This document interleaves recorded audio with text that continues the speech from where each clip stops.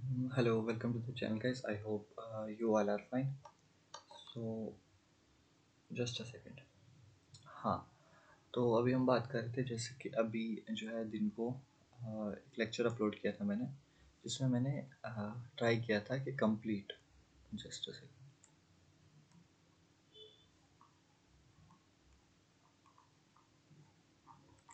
Complete job related awareness आपको एक ही single marathon के हिसाब से दे दिया जाए। बट उस पे ना मुझे कुछ 7 के 8 व्यूज़ आ रहे हैं पूरे दिन के। तो अब मसला ये नहीं है कि मुझे व्यूज़ चाहिए या मुझे ये चाहिए कि भाई सब्सक्राइब करो। 1 घंटा 23 मिनट्स का लेक्चर है वो। 1 घंटा 23 मिनट्स का लेक्चर है, नॉन स्टॉप नॉन कट। मैंने आपको जॉब रिलेटेड अवेयरनेस के बारे में बताया, ठीक है। अब मैं एक ही लेक्चर में कंप्लीट करवा सकता था, ये कुछ 2 घंटे या 2.5 जो आवर्स थे वो लग जाते, बट आपका एक सिंगल वीडियो में वो चीज़ कंप्लीट हो जाती।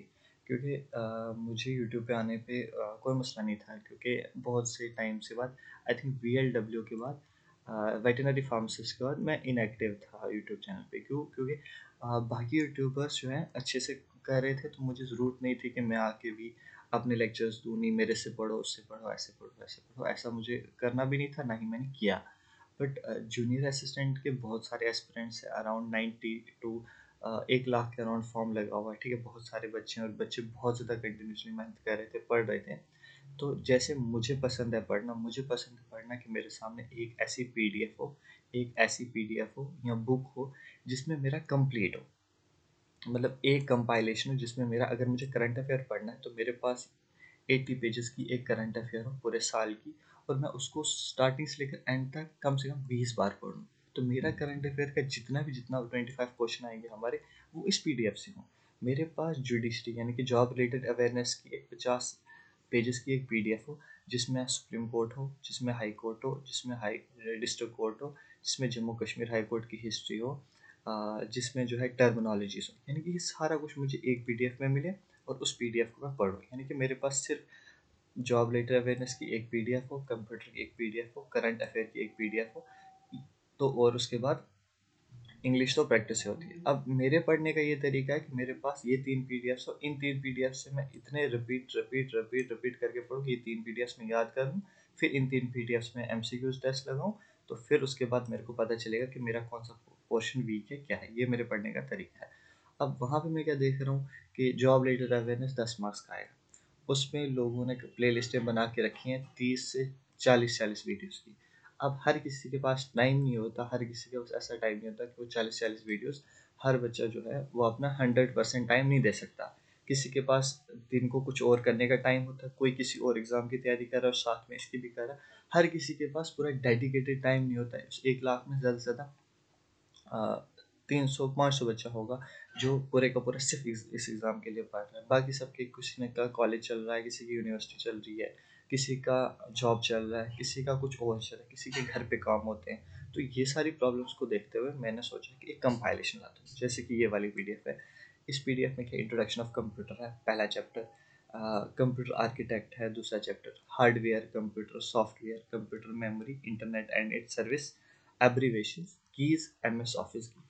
ये सारी चीज़ें मैंने कंपाइल करी कितने पेजेस पे, 54 पेजेस पे। अब इसकी क्या क्वालिटी है, let me just show you.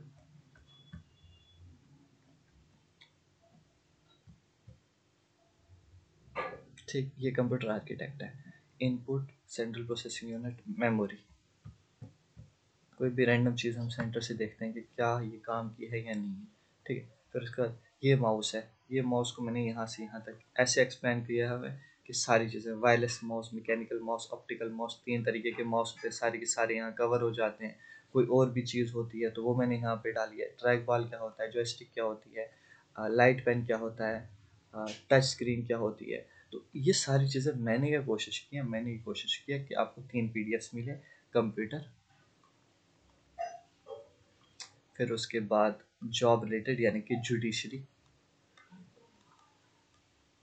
और तीसरी चीज़ करंट अफेयर्स। मेरे पास मैं 3 पीडीएफ कंपाइल्ड इस टाइम पे मेरे लैपटॉप में पड़ी, ठीक है। मैंने ये कोशिश की कि आपको जुडिशरी का एक मैराथन दे दिया जाए, कंप्यूटर की 2 वीडियोस लेके जाए, और करंट अफेयर की 6 महीने की यानी कि जनवरी टू जून जुलाई और फिर जून जुलाई टू दिसंबर, 6 महीने की 2 पीडीएफ्स हैं। 2 पीडीएफ्स दीजिए, 2 लेक्चर्स दिए जो आराम से आपका चीज़ें कवर हो जाए। और इंग्लिश आप प्रैक्टिस करो, ये चीज़ें मैंने की। 1 घंटा 23 मिनट्स के लेक्चर में मैंने एक बार भी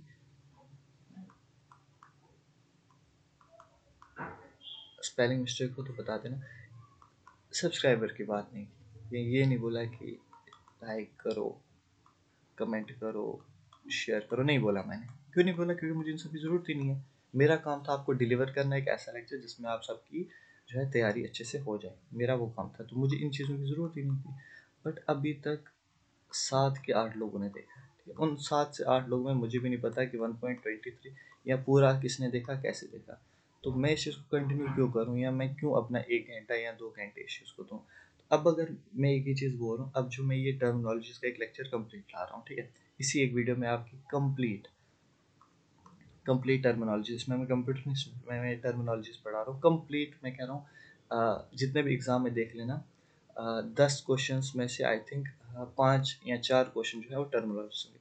वो 4 के 4, 5 के 5 इसी पीडीएफ से, इससे बाहर एक भी टर्मिनोलॉजी नहीं आएगी, ये मैं लिख के दे रहा हूँ, ठीक है, ये वाली चीज़। तो अब अगर इस वीडियो के नीचे में किसी एक बच्चे ने भी ये कहा कि सर कंटिन्यू, कंटिन्यू का मतलब है कि एक बच्चा भी जो है वो मेरी वीडियो से पढ़ रहा है, क्योंकि मुझे पता कैसे चलेगा कि कोई पढ़ रहा है नहीं पढ़ रहा, मैं क्यों आया, मैं फालतू में अपना टाइम वेस्ट कर रहा हूँ और बाकी को भी कर रहा हूँ। अगर एक बच्चे ने कमेंट करके लिख दिया कि कंटिन्यू, तो उस एक बच्चे के लिए I will continue the series. मैं कंप्यूटर की, जैसे कि मैंने बोला, कंप्यूटर की जो है सीरीज़ कंप्लीट करूँगा। जॉब रिलेटेड जुडिशरी की कंप्लीट करना, ऑलरेडी सुप्रीम कोर्ट हो चुका है, अब high court, district court, Jammu Kashmir हो, ये 3 बचा हुआ है। एक लेक्चर पे ये आज टर्मिनोलॉजीज हो जाएंगे, तो ये हो जाएगा हमारा कंप्लीट। कंप्यूटर पे 8 चैप्टर्स हैं, 2-2 चैप्टर हैं, 4-4 चैप्टर करके वो कंप्लीट हो जाएगा। करंट अफेयर के मैंने कहा 2 वीडियो 6-6 महीने में, तो वो कंप्लीट हो जाएंगी। So this is the whole plan. अब मसला ये कि इस वीडियो के नीचे कमेंट पता चलेगा कि भाई चाहिए भी या नहीं चाहिए, तो अपना अपना करते हैं। Sorry. So let's begin with the terminologies. जितनी भी टर्मिनोलॉजीज है एक ही वीडियो में कवर हो जाएंगी। थोड़ा सा हो सकता है तो सब्र करके बैठना, तब आपको ये ना हो कि जल्दी जल्दी मिल जाए गरम गरम तो हम खा के चलेंगे, ऐसा नहीं होता। लीगल टर्म्स हम यहाँ से स्टार्ट करते हैं। सबसे पहली लीगल, जस्ट अ सेकेंड, सबसे पहली लीगल टर्म जो है वो है compliance. Compliance was is a मतलब उसको बोलते हैं उस पर्सन को who take part in or abet the commission of a crime. एक क्राइम होने वाला है, एक क्राइम हुआ है, उस क्राइम में किसी क्रिमिनल का साथ जिस बंदे ने दिया उसको कंप्लाइंस बोलते हैं। मतलब एक बंदे ने क्राइम करना है, उस क्राइम में जिस बंदे ने जो साथ दिया, यानी कि जो साथी होता है क्राइम में, जो पार्ट लेता है, मतलब साथी हो उसमें, तो उसको अकम्प्लाइंस बोलते हैं। यानी कि क्राइम किसी और ने किया, उसके साथ जिसने दिया उसको अकम्प्लाइंस बोलते हैं। एक्यूज पर्सन जिस पे इल्ज़ाम हो, एक्यूज पर्सन जिस पे इल्ज़ाम हो, यानी कि उस पर सज़ा नहीं सुनाई गई, वो मुजरिम नहीं है, ठीक है, तो उसको अभी इल्ज़ाम लगा है, ठीक है, ये बंदा वो है जिस पे इल्ज़ाम लगा है कि तुमने शायद ये गुनाह किया है। यहाँ पे शायद वाला वर्ड है, यहाँ उसको अभी कोर्ट ने जो है क्रिमिनल डिक्लेयर नहीं किया, इसलिए इसको एक्यूज बोला जाता है। Acknowledgement, it is a method to certify declare one's knowledge of some document. Acknowledgement guarantee देना, कि किसी की स्टेटमेंट को एक्सेप्ट करना कि हाँ भाई मैंने माना, तुमने जो कहा वो सच कहा। हाँ, जस्ट अ सेकेंड, अजान हो रही है तो हम अजान के बाद फिर से कंटिन्यू करते हैं।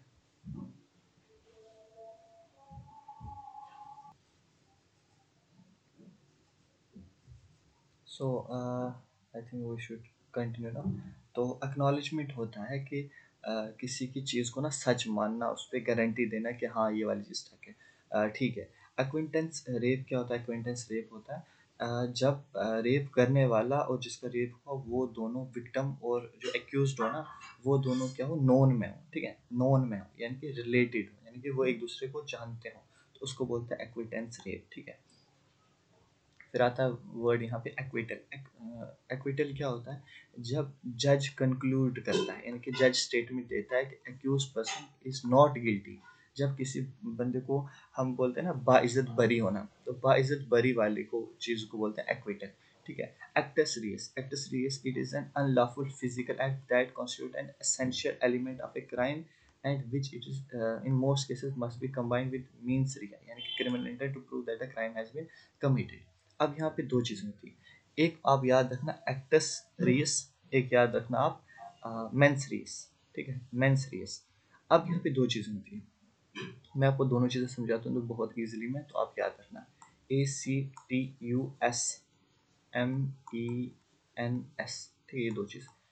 इसका मतलब होता है कि किसी को हार्म पहुंचाना, इसका मतलब होता है ये सोचना कि मैं उसको हार्म पहुंचाऊं, यानी कि आप सोच के आए हो कि मैं उसको अपनी बाइक से, आप अपनी गाड़ी से किसी को इंजर्ड करोगे, इसको बोलते हैं मेंस रिया, यानी कि आपने अपने माइंड में क्राइम करने का इरादा किया. एक्टस रिया क्या होता है? एक्टस रिया कि आपसे अनजाने में आपकी बाइक किसी बंदे के साथ लगी, गाड़ी किसी बंदे के साथ लगी और उसको इंजर्ड हुआ वो, ठीक है, ये होता है एक्टस रिया. अब आप मुझे ये चीज़ बताओ कि कानून की नज़रों में भी तो दोनों चीज़ हैं. एक बंदा इंजर्ड होता है गलती से, एक बंदा गलती से इंजर्ड होता है, एक बंदा जानबूझ के इंजर्ड होता है. अब आप बताओ, जानबूझ के वाले की तो सज़ा ज़्यादा होनी चाहिए ना, गलती वाले की कम होनी चाहिए. क्यों? क्योंकि उसने जानबूझ के नहीं किया. इसको बोलते हैं एक्टस रिया, यानी कि जो काम हुआ, जो चीज़ हुई, जो परफॉर्मेंस हुई, जो परफॉर्म हुआ, एक्ट परफॉर्म हुआ, वो गलत तो था, लेकिन उसके पीछे उसके माइंड नहीं था, यानी कि क्रिमिनल माइंड नहीं था उसके पीछे.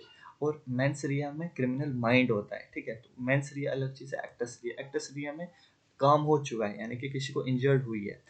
अनलॉफुल चीज तरीके से physical act that constitute an essential element of a crime which is in most cases must be combined.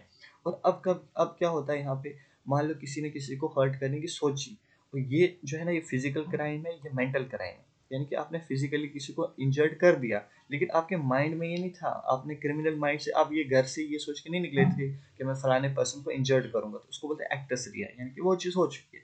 और अगर ये एक्टस रिया और मेंस रिया दोनों साथ में मिल गए तो आप एक बहुत बड़े क्रिमिनल बन जाओगे. क्यों? क्योंकि मेंस रिया का मतलब ये होता है कि आप सोच के आए थे कि आज मैं गाड़ी लेके जाऊंगा और फलाने बंदे को इंजर्ड करूंगा, तो उसको बोलते हैं क्रिमिनल, ठीक है. एक्टस रिया का मतलब होता है फिजिकली किसी को हार्म पहुंचाना, और मेंस रिया का मतलब होता है क्रिमिनल इंटेंट, यानी कि माइंड में क्रिमिनल. एडजर्नमेंट क्या होता है? पोस्टपोन्ड हो जाना केस का. पोस्टपोन मतलब आपको डेट मिली थी 1 जनवरी की, तो जज ने जो है केस एडजर्न करके 15 जनवरी कर दिया, ठीक है, तो इसको बोलते हैं एडजर्नमेंट. अच्छा, एडजुडिकेशन क्या होता है? A legal process of deciding a dispute between two or more parties by computer authority. Adjudication के मतलब वही डिस्प्यूट दो पार्टीज में उसको सेटल करने वाले की जो पार्टी होती है उसको एडजुडिकेशन बोलते हैं, ठीक है. एडमिसिबल एविडेंस, यानी कि वो एविडेंस जिसकी परमिशन हो, जिसकी ज़रूरत हो, उसको एडमिसिबल वो कहा जाता है. मान लो किसी के घर की चोरी हुई है, किसी के घर की, ए पर्सन के घर की चोरी हुई है, और उसका घर जो है जम्मू में है, ठीक है. अब उस केस की सुनवाई चल रही है कि भाई जम्मू में इसके घर की चोरी हुई है. अब आप बोल रहे हो जैसा मेरे श्रीनगर वाले घर की ना, मैंने सीसीटीवी फुटेज लाई है, तो आप उसको प्लीज़ यहाँ कोर्ट में चला दो. जज बोलेगा तो पागल है क्या, यहाँ केस चल रहा है जम्मू के घर की चोरी का, श्रीनगर का तो कोई रेलिवेंस ही नहीं है उसके घर का, तो इसीलिए उसको क्या बोलेगा, उसको एडमिसिबल एविडेंस नहीं माना जाएगा. एडमिसिबल एविडेंस यानी कि कोई भी एविडेंस जब आप परमिशन लेते हो, जैसे कि जैसा भी एविडेंस मैं पेश करना चाहता हूँ, मुझे इजाज़त है, जज अगर परमिशन दे तो उसको बोलते हैं एडमिसिबल एविडेंस. वो एविडेंस जो है ना, वो एविडेंस इंडियन एविडेंस एक्ट के अंडर होना चाहिए. इंडियन एविडेंस, अब ऐसा नहीं है कि आप कल को जाके जम्मू के जिस घर में चोरी हुई उस घर की मिट्टी लिफाफे में भर के लेके जाओगे, जैसा ये मेरे घर की मिट्टी, अरे यार उसका ना मिट्टी का लिंक है ना चोरी का कोई लिंक है, तो उसको बोलते हैं कि ये इनएडमिसिबल, यानी कि उसको जज एडमिसिबल ही नहीं करेगा, बोलेगा यार इसका तो कोई रेलिवेंस नहीं है. ऐसा एविडेंस जो रेलिवेंस टू क्राइम हो, तो और एविडेंस यानी कि परमिसेबल हो, तो उसको बोलते हैं एडमिसिबल एविडेंस. एडमिशन आपको पता है, एक्सेप्टेंस ऑफ डॉक्यूमेंट, बहुत सारे वर्ड यहाँ इंग्लिश के आएंगे, आपने बस देखना है और समझना है.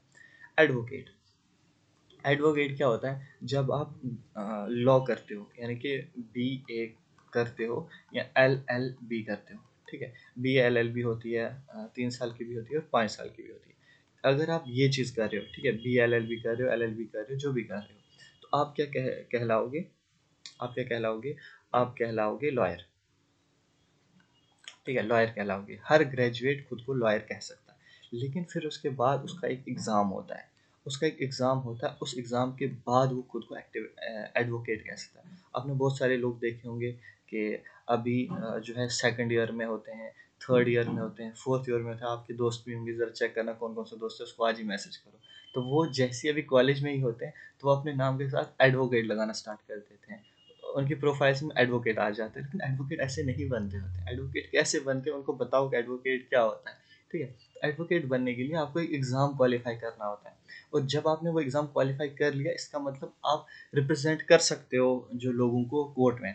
अब आप मान के चलो एक बंदा जो अभी अभी यूनिवर्सिटी से ग्रेजुएट हो गया है, तो क्या वो जज साहब के साथ सामने खड़ा हो जाएगा? जज साहब तारीख पे तारीख, तारीख पे तारीख नहीं कर सकता वो यार।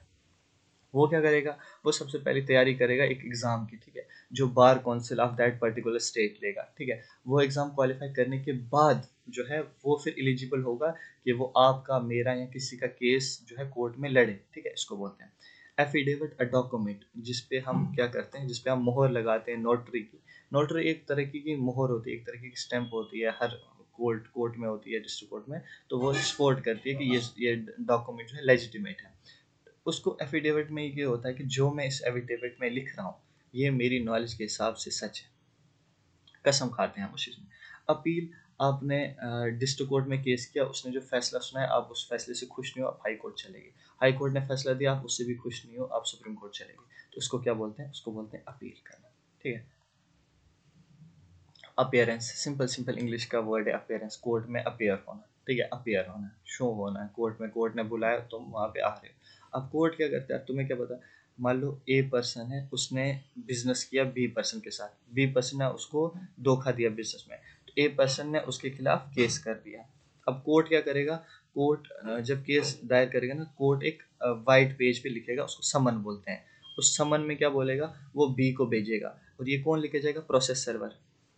याद रख लेना, आगे आएगा। प्रोसेस सर्वर एक कोर्ट का मुलाजिम होता है जो ये समन लोगों में बांटता है। तो कोर्ट क्या करेगा? कोर्ट वो वाइट पेज देगा, प्रोसेस सर्वर को बोलेगा बी के घर दे के आओ, बी को ये दे के आओ, उसको बोलो कि तूने 1 तारीख को, 1 जनवरी को कोर्ट में पेशी देनी है, कोर्ट में आना है। ठीक है, तो अब बी तारीख क्या करेगा? वो उस समन के तहत वो कोर्ट में हाजिर होगा। अपीलियंट, अपीलियंट का मतलब होता है ए पर्सन जो क्या करेगा? वो अपील करेगा। ठीक है, मैंने जैसे ही बोला आपको, डिस्ट्रिक्ट कोर्ट से आप हाई कोर्ट जा रहे हो, अपील कर रहे हो, तो अपीलियंट आप हुए, यानी कि आप अपील करने वाले हो। Appellate, associate judiciary in a court, those applications that are concerned with the decision made by the lower court, tribunal, authority। तो appellate भी वही होता है कि मतलब अगर आप अकेले हो तो आप appellant कहलाओगे। ठीक है, और appellate आप क्या कहलाओगे?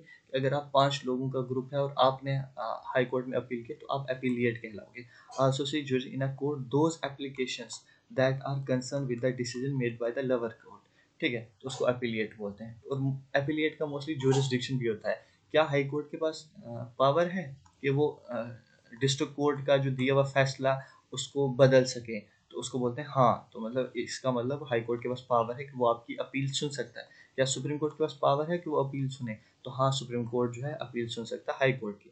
लेकिन ऐसा नहीं कि आपको सुप्रीम कोर्ट ने फैसला दे दिया अब, और अब आप हाई कोर्ट को बोल रहे हो सुप्रीम कोर्ट ने फैसला दिया उसको चेंज करो। तो हाई कोर्ट के पावर, डिसीजन को बदलने की पावर सुप्रीम कोर्ट में नहीं है। तो इसका मतलब आप हाई कोर्ट की अपील जो है सुप्रीम कोर्ट की अपील हाई कोर्ट में नहीं ला सकते। तो वो वजह से इसको ज्यूरिसडिक्शन के अंडर भी देखा जाता है। अरेराज कहते हैं कि कुछ पुराने केसेस, जो बहुत ज़्यादा पुराने केसेस हैं, मान लो 1999 में जो है किसी के घर चोरी हुई थी। ठीक है, केस अभी तक नहीं सुलझा हुआ। अब 2024 में लोग खत्म हो गए होंगे, वो घर खत्म हो गया, वो बेच दिया होगा। अब ऐसा केस जो है एक बार कोर्ट में आया तो वो आज तक चलता आ रहा है, तो उसको अरेराज बोलेंगे। यार कोई हल ही नहीं निकला, मतलब वो case longer than normal time जब पड़ा रहता है ना, मतलब उसमें क्या बोलते हैं उसको, कोर्ट में, तो उसको अरेरास बोलते हैं, यानी कि पेंडिंग केस, आप सिंपल भाषा में। अरेस्ट का मतलब ये है कि किसी को डिटेन कर लेना, किसी बंदे को जो है उठा लेना उसके घर से, उसकी जो फ्रीडम है वो छीन के उसको अरेस्ट कर लेना, उसको कस्टडी में लेना। अरेस्ट वारंट के क्रिमिनल केसेस में क्या होता है? क्रिमिनल केसेस में मान लो किसी ने किसी को इंजर्ड किया, हर्ट किया, किसी को अटैक किया, तो उस केस में क्या करती है पुलिस? खुद जाके उस क्रिमिनल को रास्ते से उठा के कैप्चर कर लेती, बंद कर लेती। लेकिन अगर सिविल केस में, यानी कि ए पर्सन ने केस किया है बी पर्सन पे, इसने मुझे धोखा दिया है, तो अब वो ये बंदा जो है ना, ये बंदा जब कंप्लेंट करेगा, इसकी कोई हार्म नहीं है, कोई इंजर्ड नहीं है, तो पुलिस डायरेक्ट जाके बी बंदे को अरेस्ट नहीं कर सकती। क्यों नहीं कर सकते? क्योंकि उसने ऐसा कुछ किया ही नहीं है, वो क्रिमिनल है ही नहीं अभी किसी की नज़र में, या कोई चीज़ है ही नहीं। तो जब तक कोर्ट डिसाइड नहीं करेगा तब तक उसको अरेस्ट नहीं कर सकते। लेकिन अगर इस बी बंदे ने बहुत बड़ा फ्रॉड किया, बहुत बड़ा फ्रॉड किया, और सबको डर है कि ये बंदा जो है देश छोड़ के जा सकता है, कुछ कर सकता है, तो पुलिस पुलिस जाएगी कोर्ट के पास और कोर्ट को बोलेगी कि आप हमें अरेस्ट वारंट दो, हमें इस बंदे को अरेस्ट करना है। या इस बी बंदे ने कोई काम किया है, ठीक है, तो उस काम के लिए अभी उसने कोई काम किया ही नहीं है, करने वाला है, तो अरेस्ट वारंट उसके खिलाफ पहले आ जाएगा। वो ऑर्डर होता है, पास करता है मैजिस्ट्रेट और जज, अथराइजिंग लॉ एनफोर्समेंट, यानी कि पुलिस को अथराइज करता है कि एक पर्सन को आप अरेस्ट कर लो, सस्पेक्टेड, यानी कि वो क्राइम करने वाला है, मतलब इसने क्राइम करने वाला है, क्राइम किया है लेकिन सस्पेक्ट है, हमें पता नहीं है कि वो, तो उसको हम अरेस्ट वारंट बोलते हैं। अर्जन किसको बोलते हैं? Is a voluntary act burning a property, मतलब ए पर्सन ने बी पर्सन की गाड़ी जला दी, ठीक है, तो उसको हम अर्जन बोलेंगे, यानी कि voluntary act of burning a property or setting a property on fire, ठीक है, इसका मतलब है कि प्रॉपर्टी को जला देना। असॉल्ट, असॉल्ट क्या होता है? Attempt to use criminal force other individual at physical contact. Assault, आप किसी को टॉर्चर कर रहे हो, आप किसी को टॉर्चर कर रहे हो, किसी को हर्ट कर रहे हो, किसी को मार रहे हो, किसी को पीट रहे हो, किसी को असॉल्ट कर रहे हो, मेंटली असॉल्ट भी होता है, ठीक है, आप किसी को तंग कर रहे हो, किसी को परेशान कर रहे हो, तो उसको असॉल्ट बोलते हैं, ठीक है। अटैचमेंट, सामने सामने इंग्लिश का वर्ड लिखा हुआ है कि आपने, जब ए ने बी के खिलाफ केस किया कोर्ट में कि इसने मुझे बी धोखा दिया बिजनेस में, तो आप एक एप्लीकेशन लिखोगे, उसके साथ कुछ प्रूफ्स लगाओगे, ठीक है, कुछ प्रूफ्स लिखाओगे, बैंक की स्टेटमेंट, अपने एफिडेविट की स्टेटमेंट, अपने कॉन्ट्रैक्ट की स्टेटमेंट, तो जितनी जितनी चीज़ें आप इसमें लगाओगे ना, तो वो अटैचमेंट होती है, उनको आप अटैचमेंट बोलते हैं, यानी कि इसके साथ मैं इसको जोड़ रहा हूँ। बैकलॉग आपको पता ही है कि पिछले बहुत सारे केसेस पेंडिंग पड़े हैं, तो उनको बैकलॉग बोलते हैं। अब बेल क्या होता है? अब आप मान के चलो कि एक बंदे ने दूसरे बंदे पे अटैक किया, ठीक है, उसको पुलिस ने अरेस्ट किया, इसको बोलते हैं क्रिमिनल मैटर, और पुलिस ने उसको अरेस्ट कर लिया। तो अब यहाँ पे बेल मिलना मुश्किल है, क्यों? क्योंकि पुलिस को पता है, जज को भी पता है, अगर इसने एक बार अटैक किया, अब अगर अगली बार मैं इसको अभी जेल से बेल दे दूंगा तो क्या हो जाएगा, ये बंदा दोबारा उस पर अटैक कर सकता है। लेकिन मान के चलो ए बंदे ने बी पे अटैक किया, सॉरी, ए बंदे ने बी पे केस किया हुआ है, और बी बंदा जो है अरेस्ट हुआ है, और जज को लग रहा है कि बी बंदा जो है ये इनोसेंट है, या जज को लग रहा है इसने इतना कुछ सीरियस क्राइम किया ही नहीं है, 1 लाख ही तो लेके भागा है ए बंदे का, तो एक काम करता हूँ, इसको अरेस्ट करने के बजाय इसको बेल दे देता हूँ, लेकिन उस बेल में क्या होगा, इससे कुछ पैसे ले लिए जाएंगे। मान लो 1 लाख रुपए बोला जाएगा कि तुम कोर्ट में जमा करो, और कुछ शर्तों पे इसको छोड़ा जाएगा। शर्तें ये होंगी कि तुम देश छोड़ के नहीं जा सकते, तुम शहर छोड़ के नहीं जा सकते, जब तुम्हें कोर्ट बुलाएगी तुमने हाजिर होना है, और तुमने ए पर्सन के आसपास भी नहीं भटकना है, ए पर्सन की सिक्योरिटी का मसला है, तो ये सब कुछ कंडीशंस होती हैं, और इनको कहा जाता है कि अगर तुमने इनमें से कोई भी ला तोड़ा तो तुम्हारा 1 लाख जो हमने लिया वो जब्त हो जाएगा। तो ये होता है बेल। और बेलिफ कौन होता है? बेलिफ, बेलिफ वो पर्सन होता है जिसकी बेल करवानी होती है, ठीक है, बेल का मतलब ये होता है। Beyond reasonable doubt, it is a level of proof that is required to be proved as a convict an accused person in a criminal case. अब बियॉन्ड रीजनेबल डाउट मतलब कोई डाउट अब बचा ही नहीं है। मान के चलो ए पर्सन के घर चोरी हुई, और ए पर्सन ने बी पर्सन पे इल्ज़ाम लगाया, ठीक है, सुनवाई हो रही है, फिर अचानक से ए पर्सन को ना अपने घर के गेट के बाहर एक सीसीटीवी की फुटेज मिलती है। उस सीसीटीवी फुटेज में साफ साफ दिख रहा है कि बी पर्सन अपनी गाड़ी में आ रहा है, गाड़ी का नंबर दिख रहा है, वो बंदा उतरा, उसका चेहरा दिख रहा है, उसने चोरी की और वो चला गया, ठीक है, ये साफ साफ है। तो अब जो है जज के सामने या किसी भी बंदे के सामने रीजनेबल डाउट रहेगा ही नहीं रहेगा। इसी को बोलते हैं कि इस लेवल का प्रूफ लाना, that is required to be proved a convict an accuse person a criminal case, ठीक है, मतलब उस क्रिमिनल केस में उस बंदे को ना एक्यूज ठहराना, उसको क्रिमिनल ठहराने के लिए एक रीजनेबल, बियॉन्ड रीजनेबल डाउट जो है आप उसको वो कर रहे हो, कोई रहा ही नहीं, ठीक है। हाँ, बर्डन ऑफ प्रूफ क्या होता है? Burden of proof, burden of proof is a standard that parties have set for proof in the court. अब यहाँ पे क्या होता है, मान लो मेरा नाम ए है, मैंने बी पर्सन पे केस किया। अब जब मैं केस करूंगा ना, कोर्ट को बोलूंगा कि इस बी पर्सन ने मेरे को धोखा दिया है 5 लाख का, और उस 5 लाख के लिए ना मैं कुछ प्रूफ भी दूंगा कोर्ट को। ऐसा नहीं कि मैं डायरेक्ट बोलूंगा कोर्ट को कि बी पर्सन ने मेरे पैसे खाए हैं, तो कोर्ट बी पर्सन को उठा के केस करेगा, नहीं, कोर्ट पहले मेरे डॉक्यूमेंट चेक करेगा कि मैं सच बोल भी रहा हूँ या नहीं बोल रहा हूँ। एक बार मेरे डॉक्यूमेंट यहाँ सबमिट हो गए, फिर बर्डन ऑफ प्रूफ, यानी कि बर्डन किस पे आएगा प्रूफ्स का, वो बी पे आएगा। कोर्ट इसको नहीं बोलेगा कि भाई तुम पे ये है, कोर्ट इसको बोलेगा कि बी पर्सन तुम्हारे खिलाफ ये केस है, तुम खुद को इनोसेंट साबित करो। कोर्ट बी को बोलेगा कि हमारे पास इतने एविडेंस हैं कि हम तुमको क्रिमिनल घोषित कर सकते हैं, तुम्हारे पास टाइम है, तुम खुद को इनोसेंट साबित करो। तो बर्डन ऑफ प्रूफ किस पे आया, बी पे। अब बी को साबित करना है कि ए ने जितने भी डॉक्यूमेंट यहाँ सबमिट किए हैं वो सब डॉक्यूमेंट झूठ हैं, उन डॉक्यूमेंट्स का कोई मतलब नहीं है। तो ये अब किसके ऊपर आ गया, ये बी के ऊपर आ गया कि वो बर्डन ऑफ प्रूफ क्या करे, साबित करे। अब जो बर्डन है ना प्रूफ का वो इसके ऊपर है, इसको अब साबित करना है कि ये जो है इनोसेंट है। कैपिटल पनिशमेंट डायरेक्ट जिसको बोलते हैं, इसको बोलते हैं कैपिटल पनिशमेंट, सिंपल सी।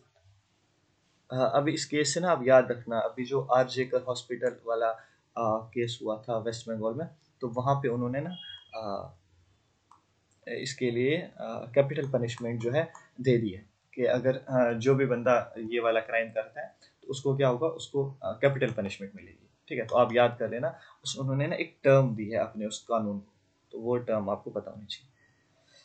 केस नंबर क्या होता है, केस नंबर यूनिक नंबर है, आपका रोल नंबर होता है, बस का नंबर होता है, गाड़ी का नंबर होता है, क्या बोलते हैं उसको, आधार कार्ड नंबर होता है, पैन कार्ड नंबर होता है, तो केस का भी एक नंबर होता है, सिंपल सी बात है। केस स्टेटस कि आपका केस कौन से स्टेटस पे पहुंचा है, मतलब 1 तारीख होगी, 2 तारीख, 3 तारीख, 4 तारीख, कहाँ पे पहुंचा है, केस का क्या स्टेटस है, सिंपल सी बात है।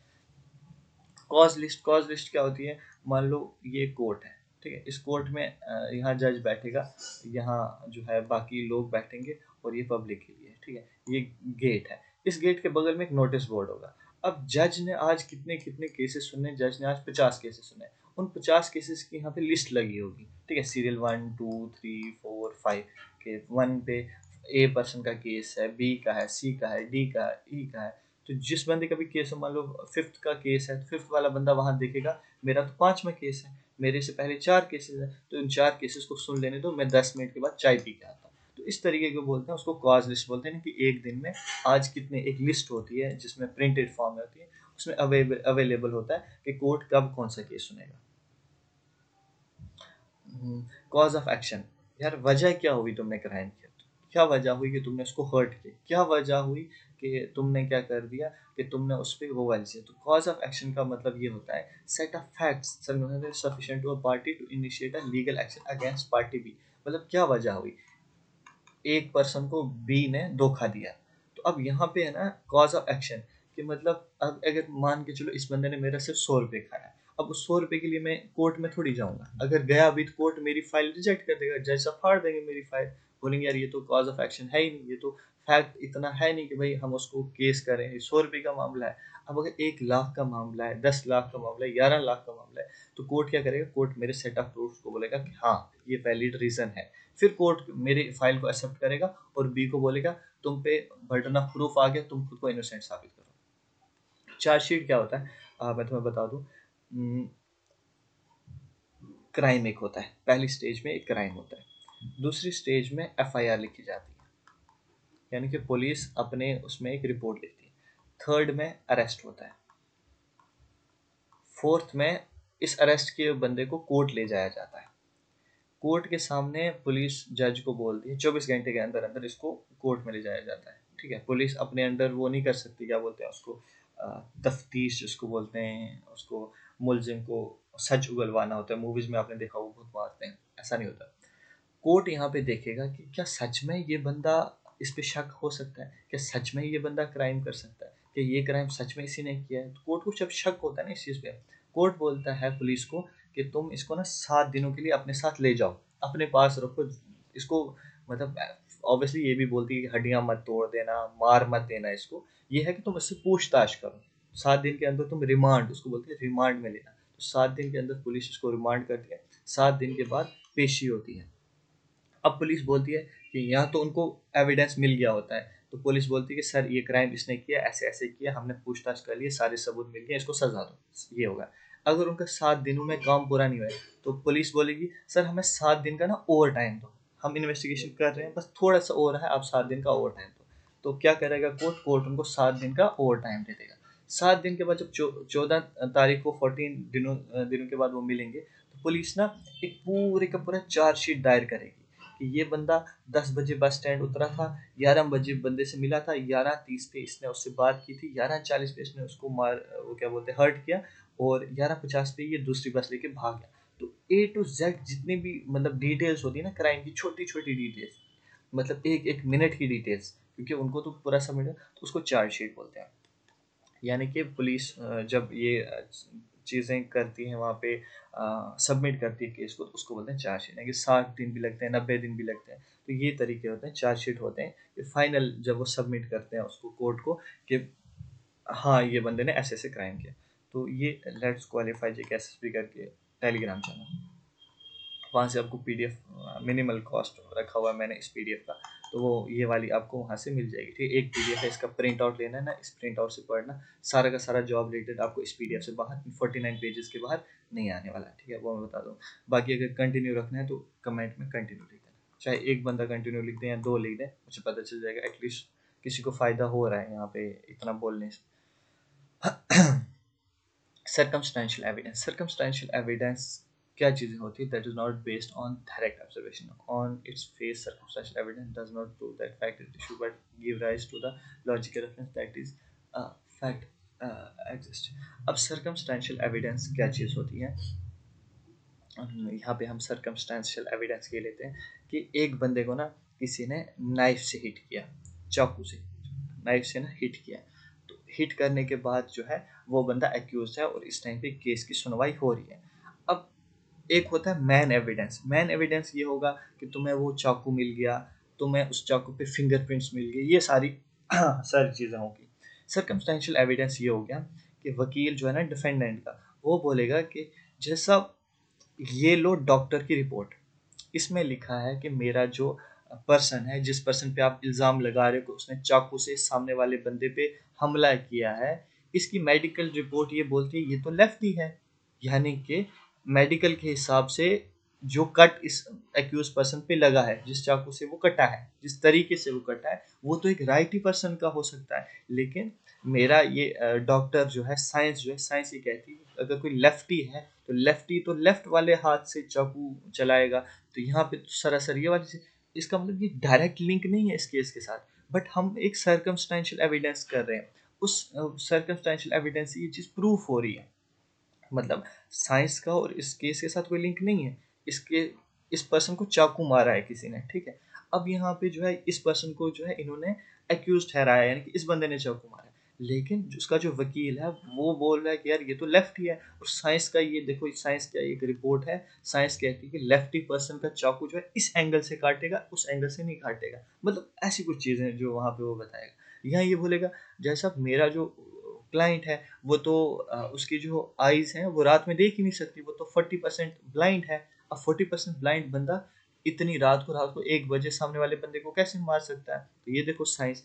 इस तरीके की जो सर्कमस्टेंशियल एविडेंस होते हैं जो डायरेक्टली उसके साथ एसोसिएट नहीं होते, बट जो है वो एविडेंस के तौर पे ना थोड़ा सा ऑब्जर्वेशन और फैक्ट्स को प्रूव करते हैं, तो उसको सर्कमस्टेंशियल एविडेंस होता है।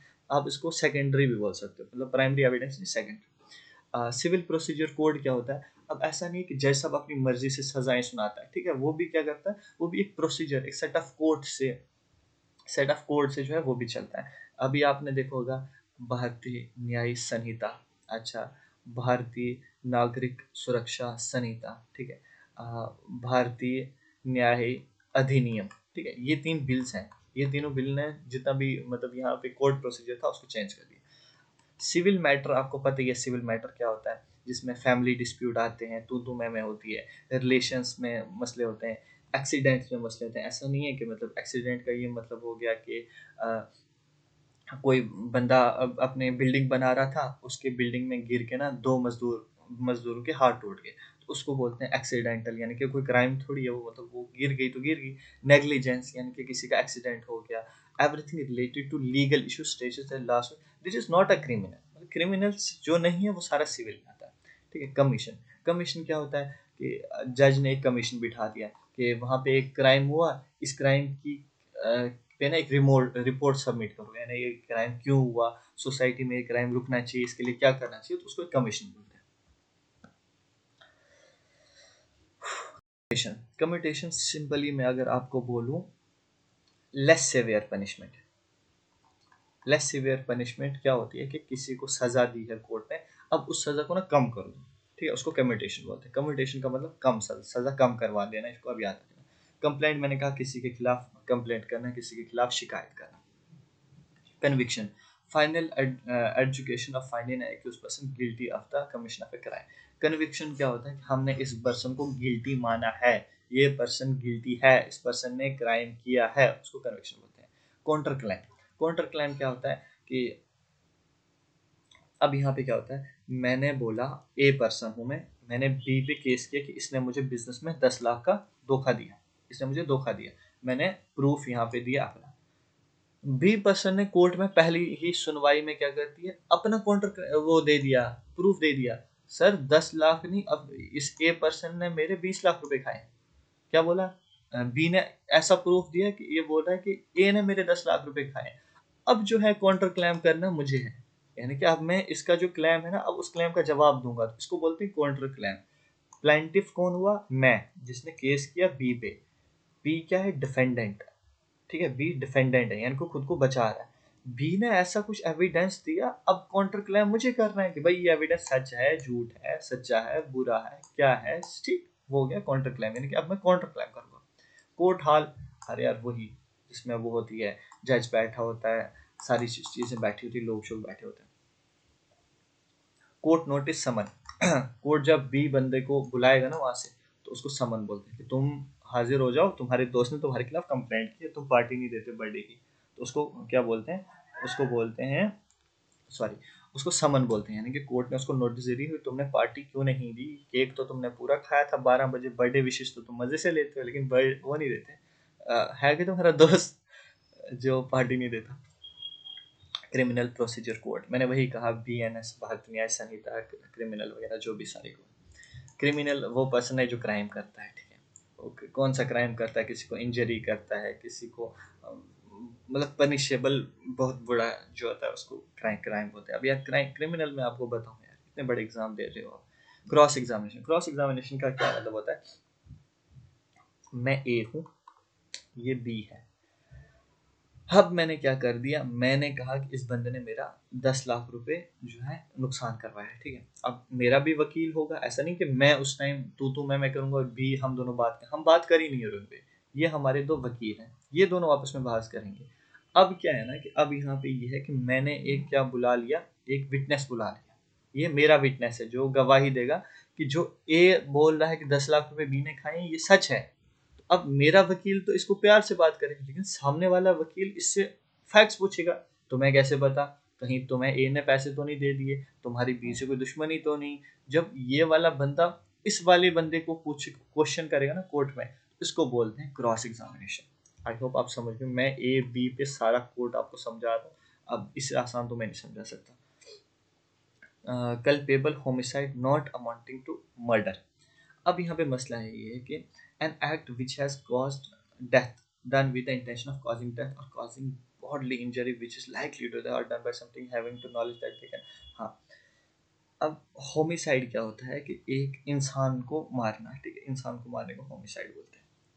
अब यहाँ पे मसला एक है, अब आपको पता है कि यार सर जो है, सर, हेड हेड, ये एक बंदे का सर है, अब वो एक बहुत नाजुक होता है, ठीक है, अगर आप किसी को सर में मारोगे तो उसको मोस्टली जो है उसकी हो जानी है, ठीक है, RIP हो जाएगा, सिंपल सी बात अगर मैं बोलूँ उसका RIP हो जाएगा।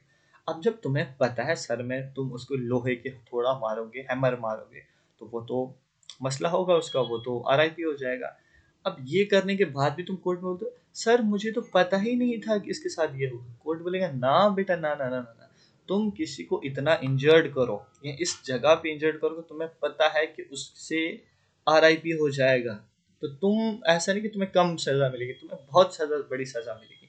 N act which has caused death, ठीक है, done with the intention of causing death, तुम्हारा इंटेंशन ही था यार, तुम्हें पता था तुम्हें सर पे तुम मार रहे हो, और कॉजिंग बैडली इंजरी, तुमने उसको बैडली इंजर कर दिया है जिससे उसकी डेथ हो सकती है, और done by someone having the knowledge that they can, मतलब तुम्हें नॉलेज, ठीक है, तुम किसी के सर पे मारोगे इतना जोर से, ये क्या बात है कि मुझे पता नहीं था इसके सर पे जोर से रॉड मारूंगा इसको कुछ नहीं होगा, तो उसको उस टाइम ये वाला कॉज नहीं चलेगा कि तुमने मारा है, तुमने किसी की आंख में जो है चाकू मारा, फिर बोला कि सर आई डोंट नो कि इससे इतना प्रॉब्लम हो जाएगी। ऐसा नहीं होता कि तुमने क्या कर दिया कल्पेबल होमिसाइड। अब वो बंदा मरे या ना मरे, उसका आरआईपी हो ना हो, तुम्हारा आरआईपी जरूर हो जाएगा। Sorry, RIP.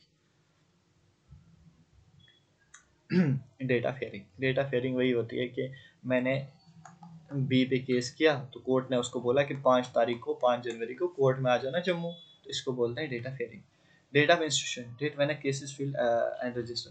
तो अब 5 तारीख को तो उसको कोर्ट में आना है, लेकिन 1 तारीख को मैंने केस कोर्ट में किया था।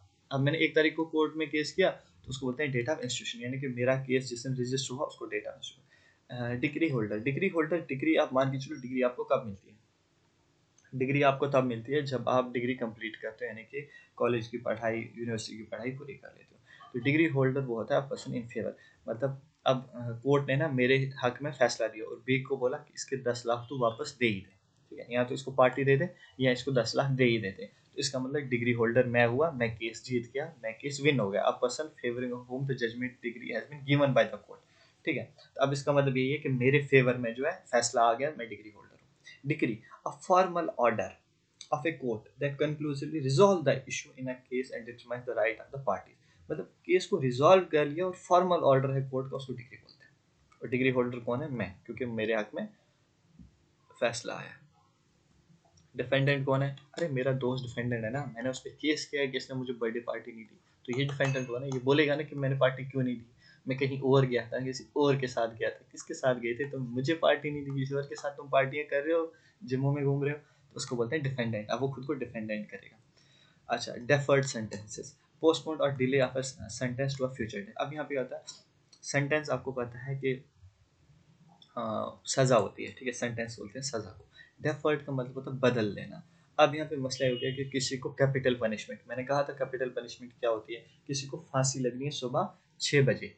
अब 6 बजे फांसी लगनी है, आपने देखा होगा, आई थिंक पठान मूवी में था, तो 6 बजे उसको फांसी देनी है। अब आपको उसको लेके जा रहे हैं वो फांसी देने के लिए। अब सुबह सुबह जो है 5 बजे उसकी मेडिकल रिपोर्ट आती कि सर ये तो प्रेग्नेंट है। अब जब कोर्ट को पता चलेगा ये प्रेग्नेंट है, यानी कि उसके पेट में बच्चा है, उसके पेट में बेबी है, तो सजा तो इस बंदे को मिली है। अब उसका बेबी जो अभी दुनिया में आया ही नहीं है, लेकिन उसको तो बेबी मानना पड़ेगा। अब ऐसा तो नहीं है इस माँ की सजा उस बच्चे को दी जाए। तो कोर्ट क्या करेगा? कोर्ट 1 घंटे के बाद इसकी मौत हो जानी थी, बट कोर्ट बोलेगा नहीं, जब तक ये बेबी पैदा नहीं होता, इसकी एक पर्टिकुलर एज नहीं हो जाती, तब तक जो है इसकी जो सजा है, इसकी जो डेथ पनिशमेंट है, उसको क्या कर दो, उसको डेफर्ड कर दो, यानी कि इसको सजा मत दो जब तक ये बेबी 5 साल का नहीं होता। आपने देखा होगा पठान मूवी में शाहरुख खान फिर शायद 8 या 9 साल का हो जाता है, तो फिर उसकी माँ को जो है वो मिलती है डेथ पनिशमेंट। डिले, यार सिंपल सा इंग्लिश का वर्ड है यार, क्या बताऊँ मैं अब आपको डिले क्या होता है। मज़ा आता है यार पढ़ाने में, बट मसला ये कि पढ़ो ना यार, एक पर्सन भी हो ना कि मतलब हाँ सर पढ़ा रहे हैं, आप पढ़ाओ, तो हम पढ़ने वाले हैं। देख रहा हूँ मैं बहुत सारे बच्चे पढ़ रहे हैं, लेकिन उसमें क्या होता है, क्या ही बोलूँ तुम लोगों को यार। डिस्प्यूट, डिस्प्यूट का मसला ये है कि सर मुझे बी पर्सन ने मुझे पार्टी दी ही नहीं, बी पर्सन ने मुझे पार्टी नहीं दी, तो ये डिस्प्यूट हो गया मेरा, यानी कि मेरा उसके साथ विवाद हो गया, विवाद को डिस्प्यूट बोलते हैं। फिर उसके बाद डिस्ट्रिक्ट, अरे यार एडमिनिस्ट्रेटिव यूनिट, डिस्ट्रिक्ट आपको पता है कौन से डिस्ट्रिक्ट से हो, बताओ ज़रा। जम्मू, श्रीनगर, कठुआ, बारामूला, कपवाड़ा, सांबा, रियासी, उधमपुर, और कौन सी है, गांदरबल, पुंछ, राजौरी, शुपियान, अनंतनाग, और कौन सी कुलगाम,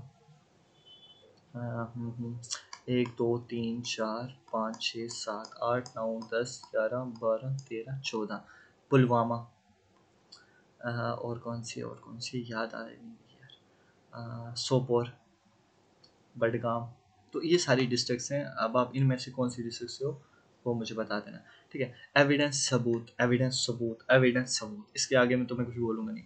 अब मैंने क्या किया, मैंने कहा मैंने बी पर्सन पे ये कंप्लेंट कर दी कि इसने मुझे पार्टी नहीं दी, ठीक है। कोर्ट ने कहा तुम 5 तारीख को मेरे सामने पेश हो जाना, तुम्हारी पेशी है, तुम मेरे सामने आना, मैं तुम दोनों की बात सुनूंगा, फिर फैसला दूंगा।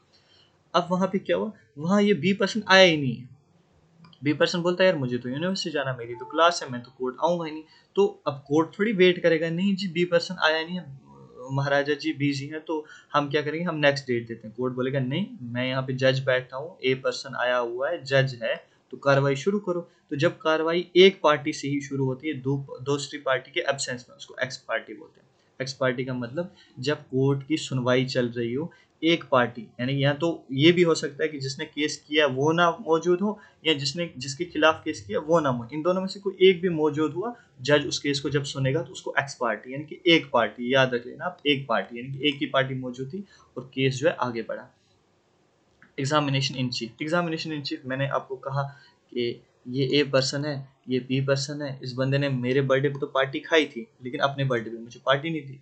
तो यहाँ पे मैं विटनेस को बुलाऊंगा, अपने एक और दोस्त को, मेरा जिगरी, ठीक है, जो सी है, ठीक है। अब वो सी क्यों है मुझे भी नहीं पता, अब यहाँ पे आ गया मेरा दोस्त सी, अब आप बता देना कि क्या मसला है।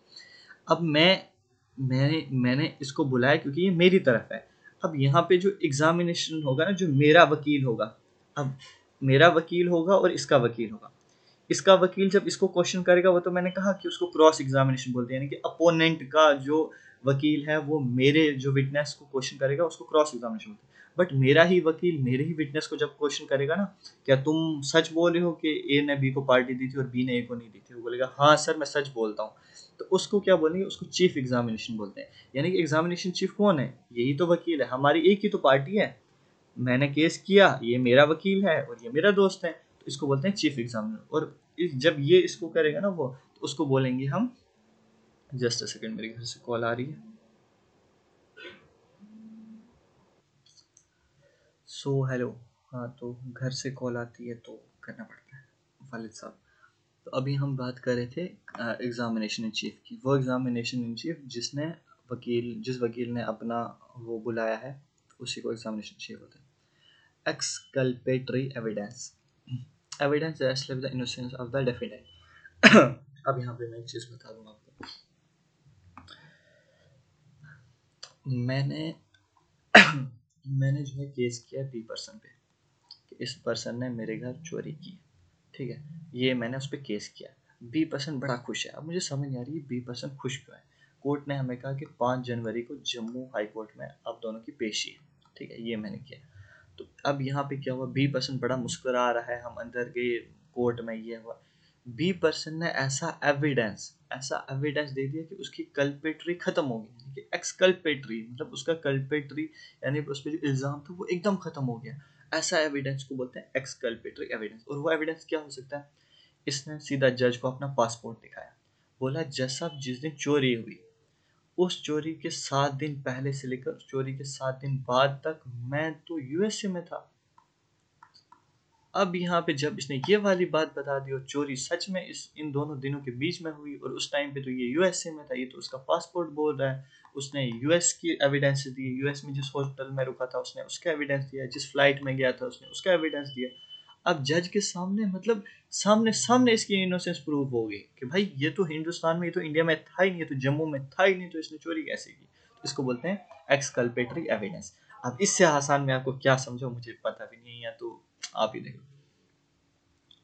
Executing court, the court execute the degree is generally court which pass the degree. अब यहाँ पे एग्जीक्यूटिंग कोर्ट भी एक चीज़ होती है।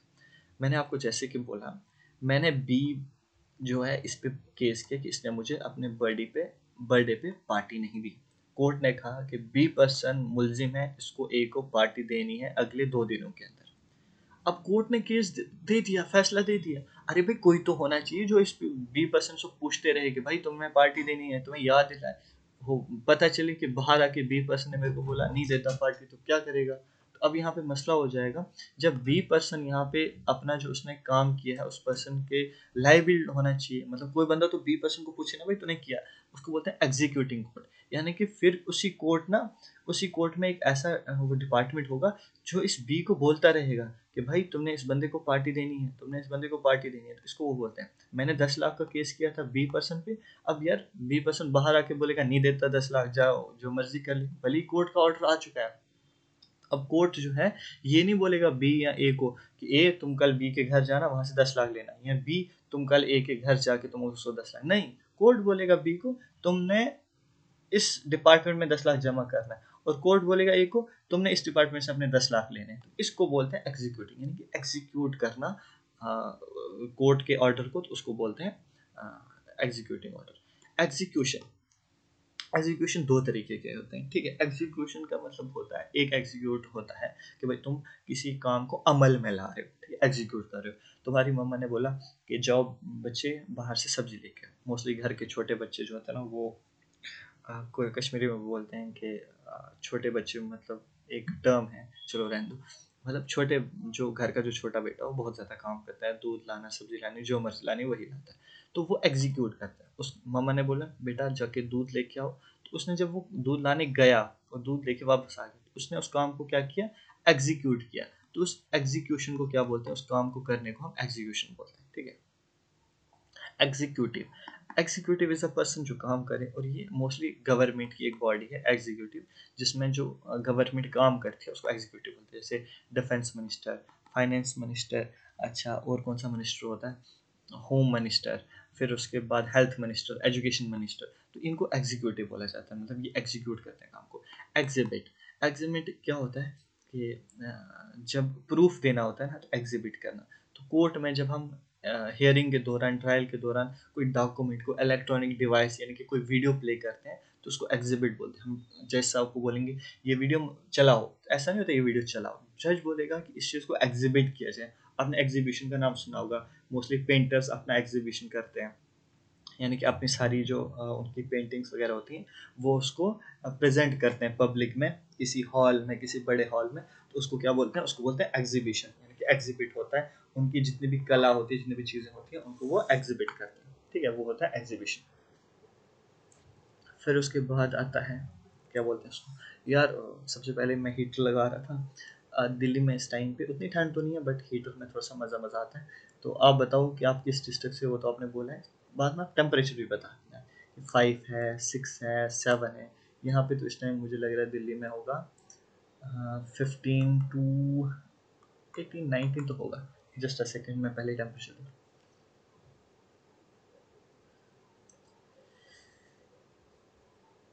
टेम्परेचर इन दिल्ली, अरे 12 है। तो दिल्ली में इस टाइम पे 12 है। आप अपनी लोकेशन पे टेम्परेचर चेक करके मुझे बताओ कि टेम्परेचर क्या है, फिर पता चलेगा कितनी ठंड में पड़ते हो। तो अब एक होता है फाइन। फाइन का मतलब होता है, याद रखना कौन सा फाइन पढ़ रहे हो किस, यहाँ पे देखो ये फाइन भी फाइन है, और are you fine, yes I am fine, वो वाला फाइन भी फाइन होता है।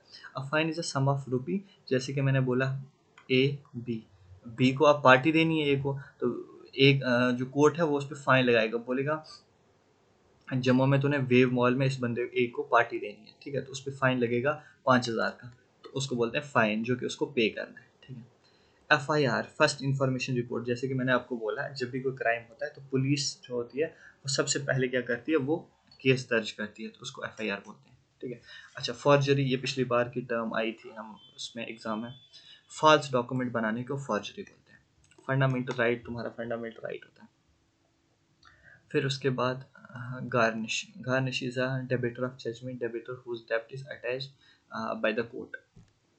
तो अब यहाँ पे क्या होता है, गार्निशी, इसको आप गारंटर के साथ भी वो कर सकते हो, थोड़ा सा is a debtor of judgement, debtor whose डेब्ट is attached by the court. अब गार्निशी क्या होता है कि मान लो बी पर्सन है, ठीक है, तो उसका ना वो डेब्टर है जजमेंट का, मतलब कोर्ट केस जो है उसके अगेंस्ट चला गया है, तो अब वो डेब्ट में है, यानी कि वो क्या बोल सकते हैं डेब्ट को यार, तो मतलब उसके खिलाफ गया है, तो अब उसको डेब्ट है, यानी कि उस पे जो है उस पे इल्ज़ाम साबित हो गया, तो उसको गार्निशी बोलते हैं। किसी और को ये ज़्यादा आसानी से समझ में आया गार्निशी का, तो वो कमेंट बॉक्स में लिख देना। ग्राम न्यायालय, ग्राम न्यायालय क्या होता है, अब क्या हो गया था ना, हिंदुस्तान में, हिंदुस्तान बहुत बड़ा है, अब यार डिस्ट्रिक्ट कोर्ट है, हाई कोर्ट है, सुप्रीम कोर्ट है। अब किसी ने किसी की बकरी चुरा ली, बकरी चुरा, अब उस बकरी के लिए वो डिस्ट्रिक्ट कोर्ट जाएगा कि सर ये मेरे पड़ोसी ने मेरी बकरी चुरा ली, इसने मेरी मुर्गी चुरा ली, इसने मेरे साथ ये कर दिया, इसने मेरे घर के सामने गंद फेंका, तो अब उसके लिए यार डिस्ट्रिक्ट कोर्ट का जज थोड़ी होगा। तो ग्राम न्यायालय जो हमारी पंचायत होती है ना, जब आप पंचायत सेक्रेटरी बनोगे, तो आपको ना एक वो करना पड़ेगा, सॉरी आप पंचायत सेक्रेटरी क्यों बनोगे, हाँ, तो वो VLW को जब मैं पढ़ाता था तो उनके एग्जाम्पल लेता था। तो आपको ना एक मीटिंग रखनी पड़ती है ग्राम न्यायालय की, मैंने मतलब ग्राम यानी कि गाँव के छोटे छोटे मुद्दे जो होते हैं ना, वो यहीं पे आते हैं। बकरी को ले गया, मुर्गी को मार दिया, इसने मेरे साथ ये कर दिया, इसने मेरे सामने गंद डाला, मेरे घर पे ये गंद डालता है, ये रात को शोर करता है, तो ये छोटे छोटे मुद्दे ग्राम न्यायालय में होते हैं। हिबस कॉर्पस मैंने आपको समझा दिया, to have a body. Hand summon क्या होता है कि मैं ए हूँ, ठीक है, याद है बहुत फनी चीज़ में, ये बी है, इसने मुझे बर्थडे पार्टी नहीं दी। अब कोर्ट ने कहा कि तुम्हारी जो डेट है वो 5 जनवरी को है, तुम मेरे सामने आना जम्मू में, तो मैं तुम्हारा फैसला सुनूंगा। अब कोर्ट के पास एक बंदा होता है जिसको बोलते हैं प्रोसेस सर्वर। प्रोसेस सर्वर, ये प्रोसेस सर्वर एक हिसाब से डाकिया होता है।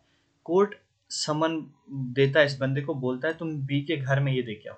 यानी कि ऐसा थोड़ी है कि बी को फोन करेंगे, जी हाँ, आपको कोर्ट ने बुलाया, आपने जम्मू में आना, नहीं, कानूनी कार्रवाई है ये तो, रिटर्न फॉर्मल तरीके से होगा। प्रोसेस सर्वर रिटर्न स्टेटमेंट में एक चीज लेके जा रहा है, पेपर, उसको समन बोलते हैं। इसको इसको बोलते हैं 5 तारीख को जम्मू हाई कोर्ट में पहुंचाना, तुम्हारे दोस्त ने तुम्हारे खिलाफ कंप्लेंट किया, इसको बोलते हैं वो। अब एक होता है हैंड समन, जिसको दस्ती समन भी बोलते हैं। मैं बोलूंगा सर एक काम करता हूँ ना, आप प्रोसेस सर्वर को रहने दो, ये जो समन है ना बी के घर देने का काम, ये मैं करता हूँ, यानी कि जले पे नमक छिड़कना। ये समन मैं उसको अपने हाथों से देता हूँ, हैंड समन। दस्त जो है ना, दस्त कहते हैं फारसी, पर्शियन वर्ड है दस्त, दस्त कहते हैं हाथ को, यानी कि मैं अपने हाथों से इस बंदे को ये समन देता हूँ, उसको बोलते हैं हैंड समन, दस्ती समन। हेयर से इसको सीधा तोड़ दो, कहीं कहीं बात सुनाना, कि कहीं बात सुनाना। मान लो मैंने केस किया है बी पे, ठीक है, मैंने केस किया बी पे, अब सी बंदा आके गवाही दे रहा है कि मैंने ना ये वाली चीज़ डी से सुनी थी, डी ने कहा था कि बी ए को धोखा देगा, डी ने कहा था कि बी जो है ए को धोखा देने वाला है, और ये बात बता कौन रहा है, सी बता रहा है। यानी कि वो वाली गवाही देना कि जो तुमने सुनी सुनाई है, यानी कि मैंने फलाने बंदे से सुना था, उसने ये वाली चीज़ कही थी, इसका कोई एविडेंस नहीं है, कोई कुछ नहीं, बस मैंने सुना था। होमिसाइड, होमिसाइड कहते हैं किलिंग अ ह्यूमन बीइंग को, सिंपल सी बात है। implied bar, a claim, right, varied by necessary implication of a status, contact or a general principles। अब यहाँ पे implied bar क्या होता है, मैंने जब बी के साथ बिजनेस शुरू किया तो हम कुछ कॉन्ट्रैक्ट साइन करेंगे, उस कॉन्ट्रैक्ट में ये होगा कि अगर प्रॉफिट हुआ तो 60% मेरा, 40% तेरा। अब जितना ही हम कमाएंगे ना, तो 60% हमेशा मेरा रहेगा, 40% इसका रहेगा, ये इम्प्लाइड बार हो गया। अब बी आके मुझे ये नहीं कह सकता नहीं 50-50 करते हैं, क्यों, क्योंकि तुमने तो कॉन्ट्रैक्ट साइन किया, अब तो तुम नहीं कर सकते। तो वो इम्प्लाइड बार हो जाता है कि एक प्रिंसिपल सेट ऑफ रूल्स हो गए हमारे, जो बन गए तो बन गए। Indigent person, an individual who does not possess the financial means of it. Indigent person वो होता है कि किसी ने केस किया और उसके पास इतने पैसे ही नहीं है कि वो वकील हायर करे, उसके पास इतने पैसे ही नहीं है कि वो कोर्ट की फीस भर सके, तो उसको इंडिजेंट पर्सन बोलते हैं। इंक्वायरी, अरे यार मतलब इंक्वायरी पता ही है, अब इंक्वायरी भी बताऊँ। इंडियन पीनल कोड, याद रखो, भारतीय न्याय संहिता 2023, याद रख लेना, रट लो इसको। अगले 100 साल तक तो इंडियन पीनल कोड को अब भारतीय न्याय संहिता बोलेंगे। अब 100 साल के बाद कुछ एआई जनरेशन आएगी, नई जो जनरेशन आएगी, जब हम सब बूढ़े हो जाएंगे, तो तब नया कानून बनाएंगे वो। फिलहाल जो कानून अभी बना है तो यही याद रख लो, ठीक है। इंटरप्रिटेशन, इंटरप्रिटेशन क्या होता है, इंटरप्रिटेशन होता है कि अब जो जिन्होंने कानून बनाया है, ठीक है, अब उन्होंने तो आर्टिकल 14 में लिखा है equality before law, equality before law. अब यार कोई तो होना चाहिए जो हमें समझाए इसका मतलब क्या है, मतलब ये जब अप्लाई करना है हमने यहाँ पे यहाँ पे यहाँ पे, तो उसको इंटरप्रिटेट करने के वाला भी तो होना चाहिए, कोई ये बताने वाला भी तो है इसका मतलब क्या है, इसका क्या इम्प्लीकेशन है, इसकी क्या मीनिंग्स है, तो उसको बोलते हैं इंटरप्रेटर। इंटरप्रिटेशन, इंटरप्रिटेशन कर रहे हैं कि इसको इंटरप्रिटेट करना, इसको बताना कि इसका ये मतलब है। interlocutory application for during the appendix of civil proceedings seeking an interim temporary nature। अब इंटरलोकेटरी एप्लीकेशन क्या होती है कि कोर्ट चल रहा है, केस चल रहा है, केस चल रहा है, ए का बी के खिलाफ केस चल रहा है, ए का बी के खिलाफ केस चल रहा है, बी बीच में बीमार हो गया, बी इतना बीमार हो गया कि हॉस्पिटलाइज हो गया। अब हॉस्पिटलाइज होने के बाद ये तो केस लड़ नहीं सकता, तो इंटरलोकेटरी एप्लीकेशन होता है कि कोई ऐसी चीज़ आपने बीच में लाई जिससे किसी पार्टी को कोई प्रॉब्लम है, तो इसको केस को थोड़ा सा पोस्टपोन कर दो। इंटरम या टेम्परेरी नेचर का होता है, रिलीफ चाहता है टेम्परेरी के, जैसा मुझे ना थोड़ी देर के लिए इस केस से थोड़ा रिलीफ दे दो ताकि मैं थोड़ा सा इलाज करवाऊँ, तो इसको बोलते हैं इंटरलोकेटरी। इंटारोगेशन, मैंने कहा कि रिमांड पे लेके जाना, जब जज बोलता है किसी एक्यूज पर्सन को कि पुलिस को बोलता है इसको तुम ले जाओ 7 दिनों के लिए, 7 दिनों के बाद मुझे चार्जशीट दे देना, यानी कि इसने क्राइम किया या नहीं किया, उसको बोलते हैं इंटारोगेट। जब वो उसको ले जाएंगे तो इंटारोगेट करेंगे। तो इन्वेस्टिगेशन भी वही होता है, ठीक है, आप पढ़ लेना क्योंकि टाइम ज़्यादा हो रहा है, हम जरा थोड़ा सा जल्दी जल्दी करते हैं। इशू, अरे डिस्प्यूट, इशू क्या है, वजह क्या है, मसला क्या है, मुद्दा क्या है, उसको इशू बोलते हैं। जज तुम्हें पता ही है, तुम्हारा भाई जज है, यू कैन बी अ जज, आप भी जज हो। जज का मतलब होता है कि जो सही और गलत में फ़र्क बता सके। जजमेंट, जजमेंट डेप्टर, मैंने कहा था डेप्टर जजमेंट वो होता है जिसके खिलाफ वो आया है। Judgement who is liable to pay और परफॉर्म। अब मैंने तो केस किया था अपने दोस्त पे कि उसने मुझे पार्टी नहीं दी। अब जज ने कहा कि यार ये तो मुलजिम है, इसको तो पार्टी देनी चाहिए, तो ये हो गया जजमेंट डेप्टर, यानी कि इसको आप पैसे देने पड़ेंगे, इसको अब मुझे पार्टी देनी पड़ेगी, इसको मुझे 10 लाख रुपए देने पड़ेंगे, तो ये हो गया जजमेंट डेप्टर। जो केस हार जाता है उसको जजमेंट डेप्टर बोलते हैं। जजमेंट फाइनल डिसीजन को बोलते हैं। जुडिशियल कस्टडी, मैंने आपको फिर से समझा रहा हूँ, क्या ही करूँ। जब तक किसी बंदे पे जो इल्ज़ाम है वो साबित ना हो जाए कि हाँ उसी ने क्राइम किया, तब तक उसको एक्यूज बोलते हैं। उसको क्रिमिनल तब बोलते हैं जब कोर्ट उसको बोले कि हाँ भाई इसने क्राइम किया है। अब ये जब तक केस चलता है तब भी तो वो जेल में रहता है, ठीक है। किसी बंदे ने किसी को हार्म किया, किसी को RIP कर दिया, तो ऐसा थोड़ी उसको बाहर छोड़ देंगे जब तक केस साबित ना हो जाए, तो तब भी कस्टडी में रहता है। तब वो रहता है जुडिशियल कस्टडी में, ठीक है। जुडिशियल कस्टडी यानी कि उस पर अभी इल्ज़ाम साबित नहीं हुआ, तो उसको जुडिशियल कस्टडी बोलते हैं। जब उस पर साबित हो जाता है तो उसको जेल में डाल देते हैं कि भाई तू तो है ही जो है मुजरिम है, तो तू तो बाहर ही मत आ। जुडिशरी आपको पता ही है कि it is a organ, 3 organ होते हैं, लेजिस्लेटर, एग्जीक्यूटिव और जुडिशरी। ज्यूरिसडिक्शन, ज्यूरिसडिक्शन ये हो गया कि जम्मू हाई कोर्ट, जम्मू का जो डिस्ट्रिक्ट कोर्ट है उसकी ज्यूरिसडिक्शन इतने एरिया में है, तो जो केस यहाँ पे आएगा वो उस डिस्ट्रिक्ट के कोर्ट में जाएगा जिसका वो केस है, यानी कि उधमपुर है तो उधमपुर। अगर यहाँ पे कोई केस सामने आया तो वो जम्मू में नहीं आएगा कि जम्मू डिस्ट्रिक्ट में जाके सॉल्व करो, नहीं, उस केस को आप यहीं, अगर ये सांबा डिस्ट्रिक्ट है तो उसका सांबा में होगा, ठीक है। इसको बोलते हैं ज्यूरिसडिक्शन। ये वर्ड भी पिछली बार आया था जूनियर स्टूडेंट के उसमें, वो आया था। तो इसको बोलते हैं जेमिनाइल। जेमिनाइल होता है वो वाला कोर्ट जो बच्चों के लिए होता है, बच्चे इन द सेंस जो माइनर्स के लिए होता है। लॉयर मैंने बोला कि a person who practice law, बस लॉ प्रैक्टिस करने वाला। और एडवोकेट के लिए आपने बोला, अपने दोस्त को बोलना है वो एडवोकेट वाला नाम हटा दे क्योंकि वो एडवोकेट नहीं है, ठीक है। लीगल रिप्रेजेंटेटिव, लीगल रिप्रेजेंटेटिव यार तुम्हारा वकील जो है ना वो तुम्हारा लीगल रिप्रेजेंटेटिव। तुम ये नहीं कह सकते कि जज साहब मैं तो अपना केस खुद लड़ूंगा, मैं तो बहुत बड़ा फनी खान हूँ, जज बोलेगा निकल यहाँ से बाहर, तो वहाँ पे आपको एक लीगल रिप्रेजेंटेटिव चाहिए। लेजिस्लेटिव असेंबली आपको पता ही होती है, लेजिस्लेचर कानून बनाने वाले। लिमिटेशन, तुम पे एक लिमिटेशन है। लिटिगेंट, जो यार मैं लिटिगेंट हूँ ना, मैंने अगर किसी के खिलाफ केस किया तो मैं लिटिगेंट हुआ। लोक अदालत वही अल्टरनेटिव डिस्प्यूट रिजोल्यूशन, यानी कि high court, supreme court, district court में जाने के बजाय तुमने अपने एक, जैसे हाँ मैंने केस किया अपने दोस्त पे, इसने मुझे बर्थडे पार्टी दी थी, तो हमने क्या किया, हमने बुलाया डी को, यार देख तू मेरा भी दोस्त है तो इसका भी दोस्त है, तो एक काम को तू ही फैसला कर, इसने मेरे बर्थडे की पार्टी खाई थी तो ये अपने बर्थडे की पार्टी मुझे क्यों नहीं देगा। तो इसको हम बोलेंगे, जब डी को बोलेंगे तू ही फैसला कर, तो ये जो डी हुआ ना ये अल्टरनेट डिस्प्यूट रेजोल्यूशन हुआ, यानी कि हमने तीसरे बंदे से अपना फैसला करवाया। इसको मोस्टली मुंसिफ भी बोलते हैं हमारी लोकल लैंग्वेज में कभी कभी। मेलाइस, मेलिस क्या किसको बोलते हैं, intention to commit a criminal offence, मतलब जिस बंदे ने क्राइम करने का दिमाग में सोचा ना तो वो मेलिस। मैंडेटरी मिनिमम सेंटेंस, किसी ने किसी का RIP कर दिया, अब RIP करने के बाद कोर्ट उसको 1 साल की सजा सुना रही है। अब ये बताओ यार, किसी की तुमने RIP कर दिया, दुनिया से ही उसको लेके गया, अब वो तुम उस जिसने किया उसको 1 साल की सजा सुना रही है, तो सरासर नाइंसाफी है। तो अब उसके कम से कम उसको 12 साल होना चाहिए, 15 साल होना चाहिए, ताकि उसको भी पता चले कि इसको RIP नहीं करना चाहिए, उसको देख के बाकी लोग RIP ना करें। तो इसी तरीके से बोलते हैं कि मिनिमम मैंडेटरी इतनी तो सजा हो, इसको बोलते हैं मिनिमम। मीडिएशन, मीडिएशन वही हुआ कि यार तीसरा बंदा तुम्हारा फैसला कर रहा है, जैसे एक डी बंदे ने बी और ए का फैसला किया। मीन्स रिया, मीन्स रिया कि तुम्हारे माइंड में तुम्हारा क्रिमिनल माइंड क्या सोच रहा है, तुमने जुर्म करने से पहले सोचा था या नहीं। मैरिट्स, सबसे यार ए बी, अब मैं बोलूं इस बंदे ने मैं इस बंदे के घर गया था चाय पीने, इसने ना अपनी प्लेट में 5 बिस्किट रखे थे, मेरी प्लेट में 4 बिस्किट रखे थे। अब यार इतनी सी बात के लिए मैं थोड़ी वहां पे जा सकता हूँ, कोर्ट में जा सकता हूँ यार। कोर्ट बोलेगा यार इसका तो कोई मेरिट ही नहीं है यार, ये तो है ही नहीं, मतलब इस लायक ही नहीं है कि कोर्ट में इस केस को साबित किया जाए।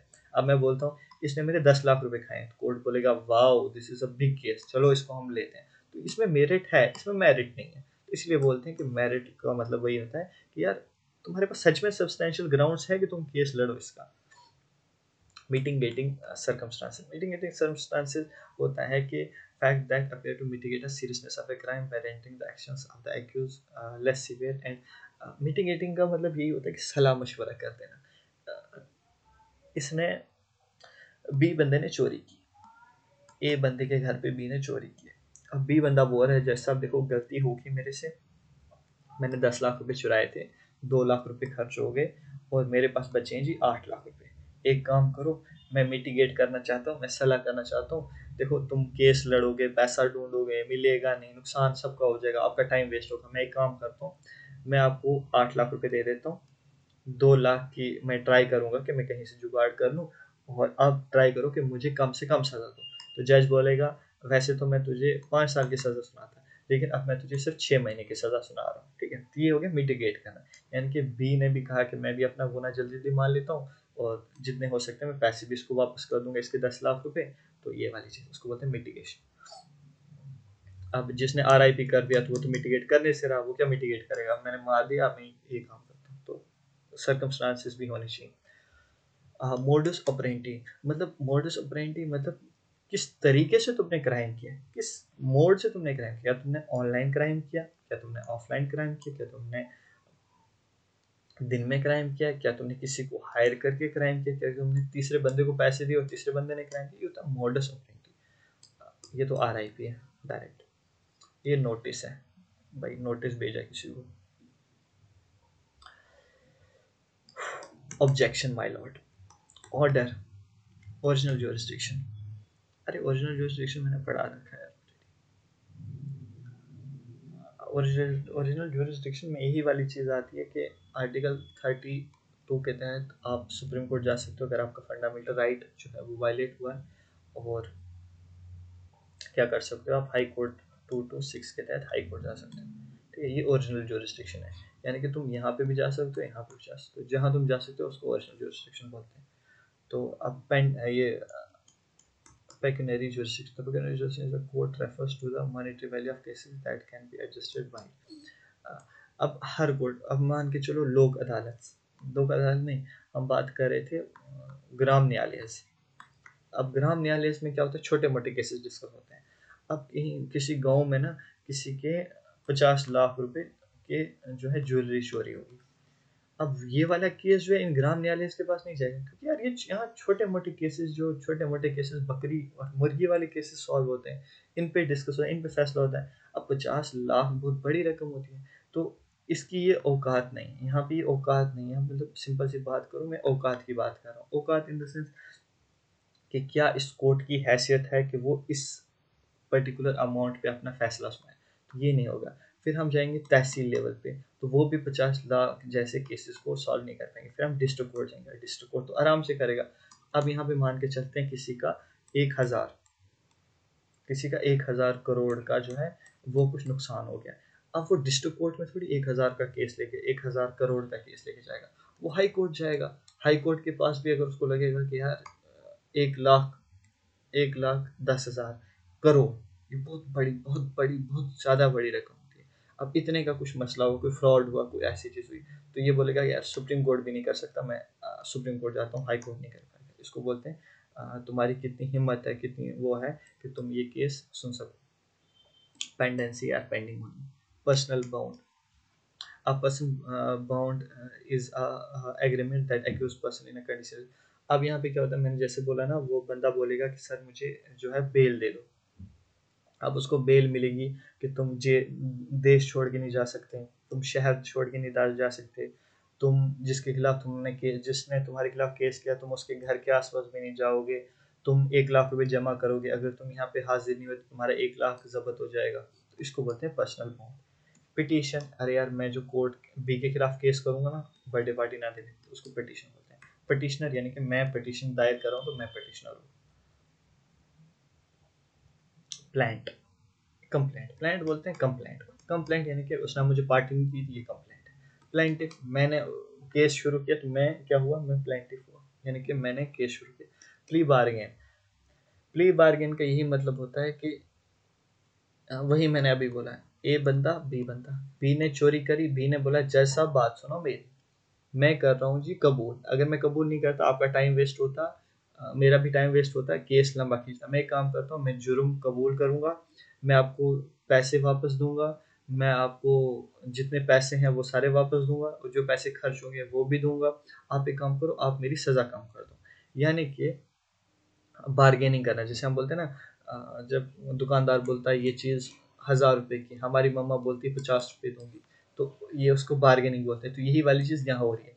ये जज को बोलता है जज साहब मैं जो है इल्ज़ाम कबूल करता हूँ, तो मेरी सज़ा कम कर दो। इसको बोलते हैं प्ली बार्गेन, यानी कि बार्गेन कर रहे हैं।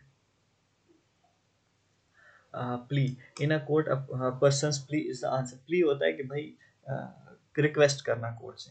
प्लीडिंग्स, रिटर्न प्रेजेंटेशन इन अ लिटिगेशन केस, मतलब फैक्ट जो क्लेम करते हैं, relief of a challenging claim होता है अपोजिट पार्टी। अरे प्लीडिंग करना, उससे जज से रिलीफ मांगना कि जज साहब डेट बढ़ा दो, जज साहब हमें टाइम दे दो, जज साहब ये कर दो वो कर दो।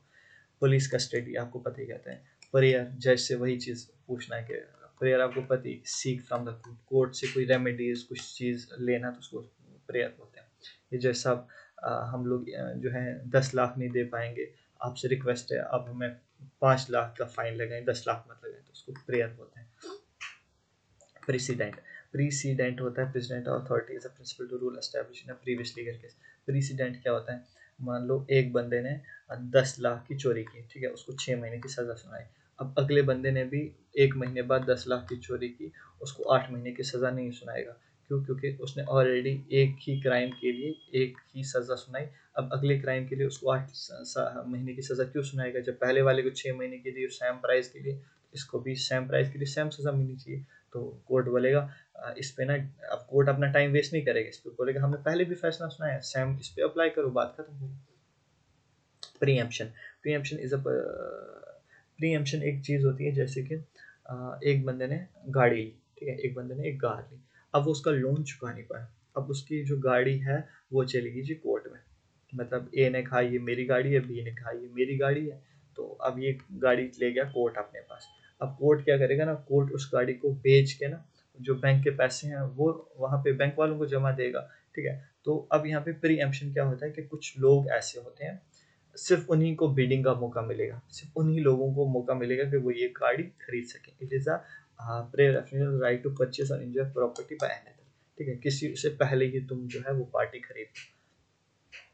प्रीमा फेसी, प्रीमा फेसी क्या होता है कि ए बी, मैंने अपने दोस्त के खिलाफ जो है वो केस किया था बर्थडे पार्टी का, तो जज ने बोला 5 जनवरी को जम्मू में आ जाना। तो जज पहले ही तारीख के आधे घंटे में जब हम दोनों की आर्ग्यूमेंट सुनेगा ना, तो उसको प्रेमा फेसी बोलते हैं कि सच में ये वाला केस वैलिड है, सच में इस केस में क्या क्या चीज़ें हैं। तो जज को अगर लगेगा वो पहले दिन ही हमारा फैसला कर देगा, नहीं तो अगली डेट दे देगा।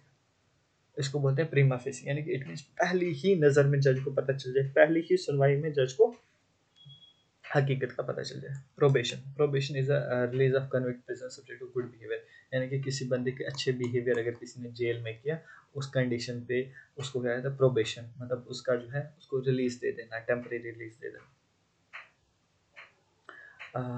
प्रोसीड्यूरल, प्रोसीड्यूर यार गलत अर्थ करता है, कमेंट कर देना अगर आपको आगे इसको कंटिन्यू करना हुआ इस सीरीज़ को, तो मैं कंटिन्यू करूँगा, अदरवाइज आपकी मर्ज़ी। इसके बाद तो नहीं करने वाला, क्योंकि जब पढ़ना ही नहीं है तो इतना टाइम क्यों लगाना है, गले में दर्द हो जाता है बोल बोल के। Procedural, procedural law comprises the rule by which a court describes the steps for having a right or duty in judgment enforcement and determine what happens in the last outcome।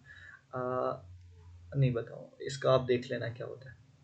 Proceedings, proceeding it is a form and a manner in which a court or law or judicial officer conduct business, ठीक है। Procedure simple से simple सी चीज़ है, एक तरीक़ेकार, एक law है, उस law को follow करके तुम वो करो।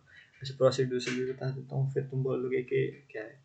Procedural law comprises the rules by which a court prescribe the step of having rights or duty in its judicial enforcement.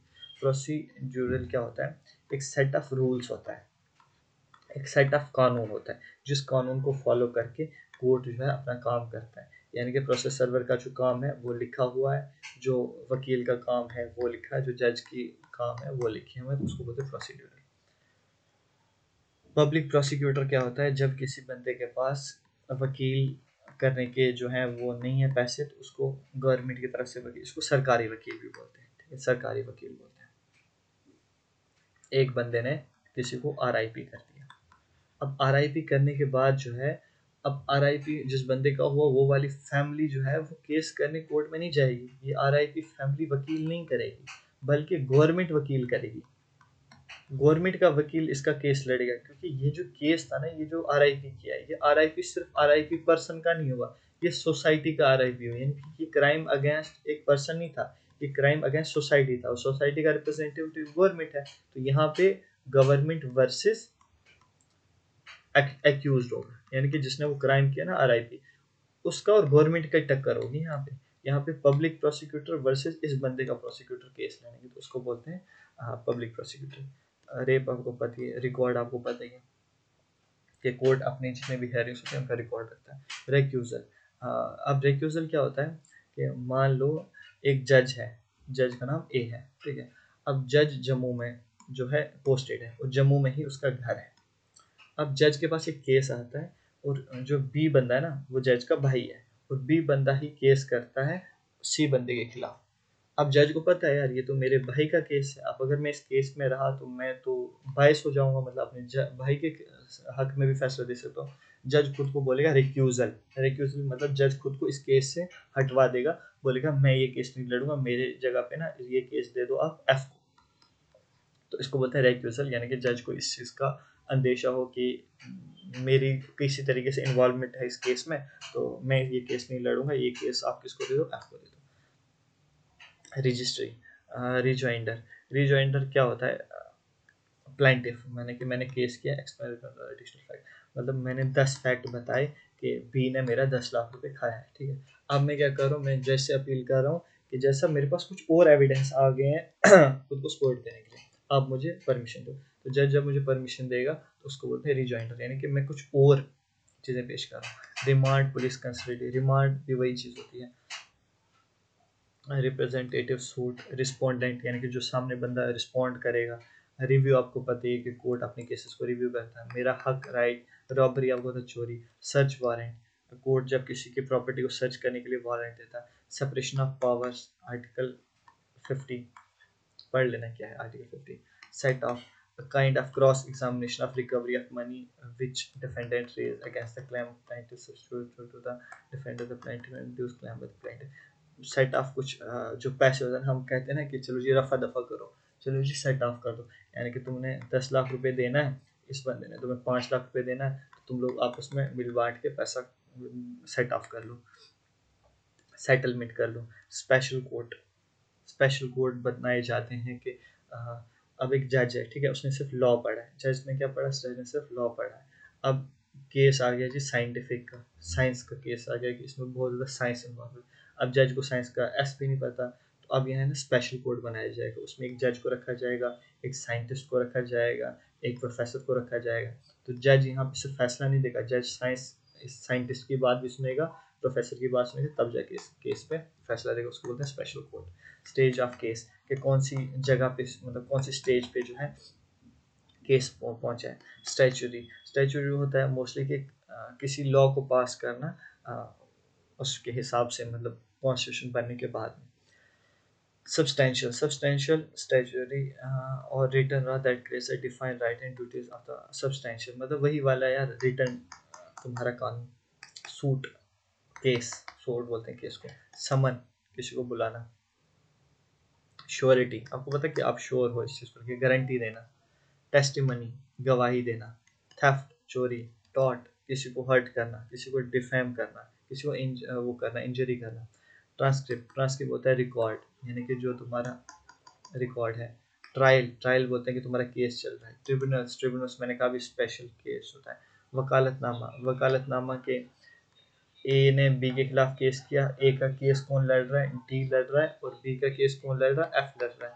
तो ये एफ और बी जो है ना, ये जज साहब के सामने अपना अपना वकालतनामा पेश करेंगे कि उसमें लिखा होगा कि ए ने मुझे परमिशन दी है कि मैं उसका केस लड़ूं, ये बोलेगा कि बी ने मुझे परमिशन दी है कि मैं उसका केस लड़ूं, तो उसको वकालतनामा बोलते हैं। वेवर, वेवर बोलते हैं कि मतलब जो बंदा अपनी प्रिविलेजेस, अपने राइट्स खुद ही मतलब छोड़ेगा कि भाई मुझे ये चीज़ नहीं चाहिए।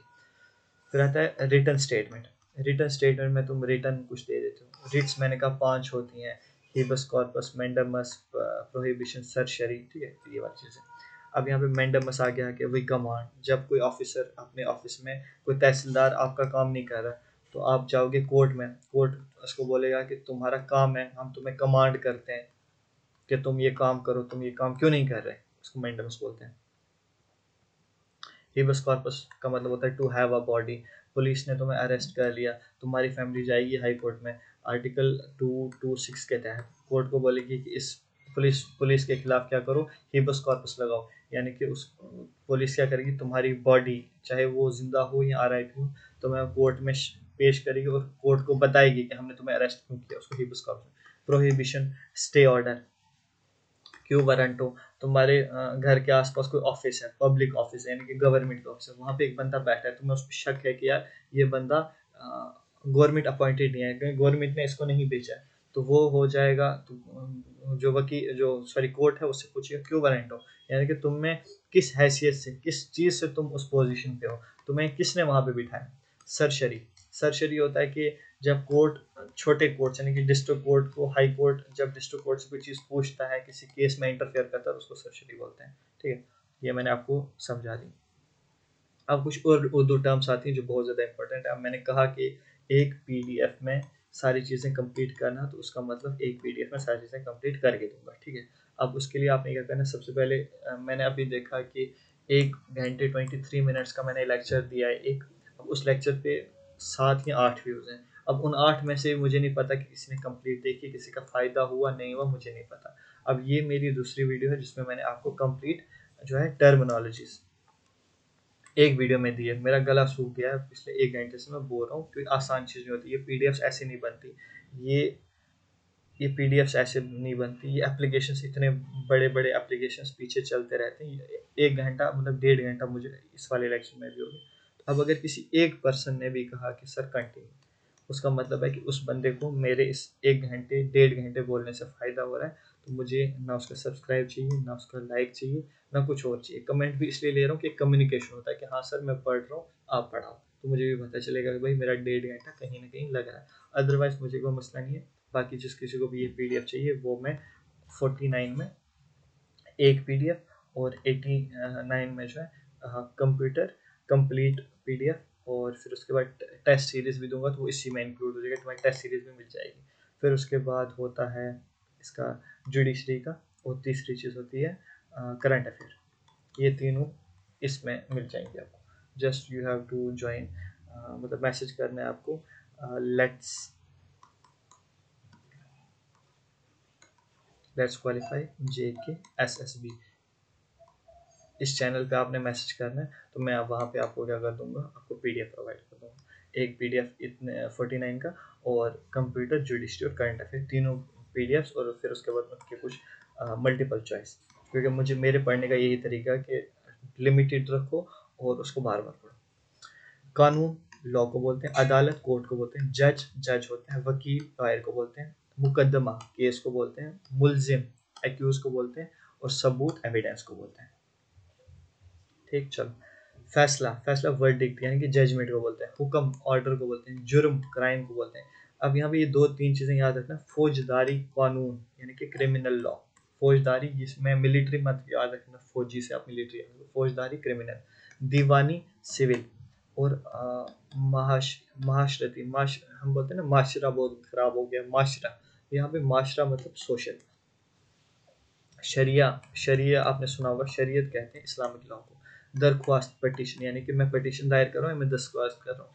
चार्जशीट को चार्जशीट बोलते हैं, जो मैंने आपको समझाया। गवाही को टेस्टिमनी बोलते हैं। हलफनामा एफिडेविट यानी कि मैं हलफ लेता हूँ, मैं कसम खाता हूँ ये चीज़ सच्ची है।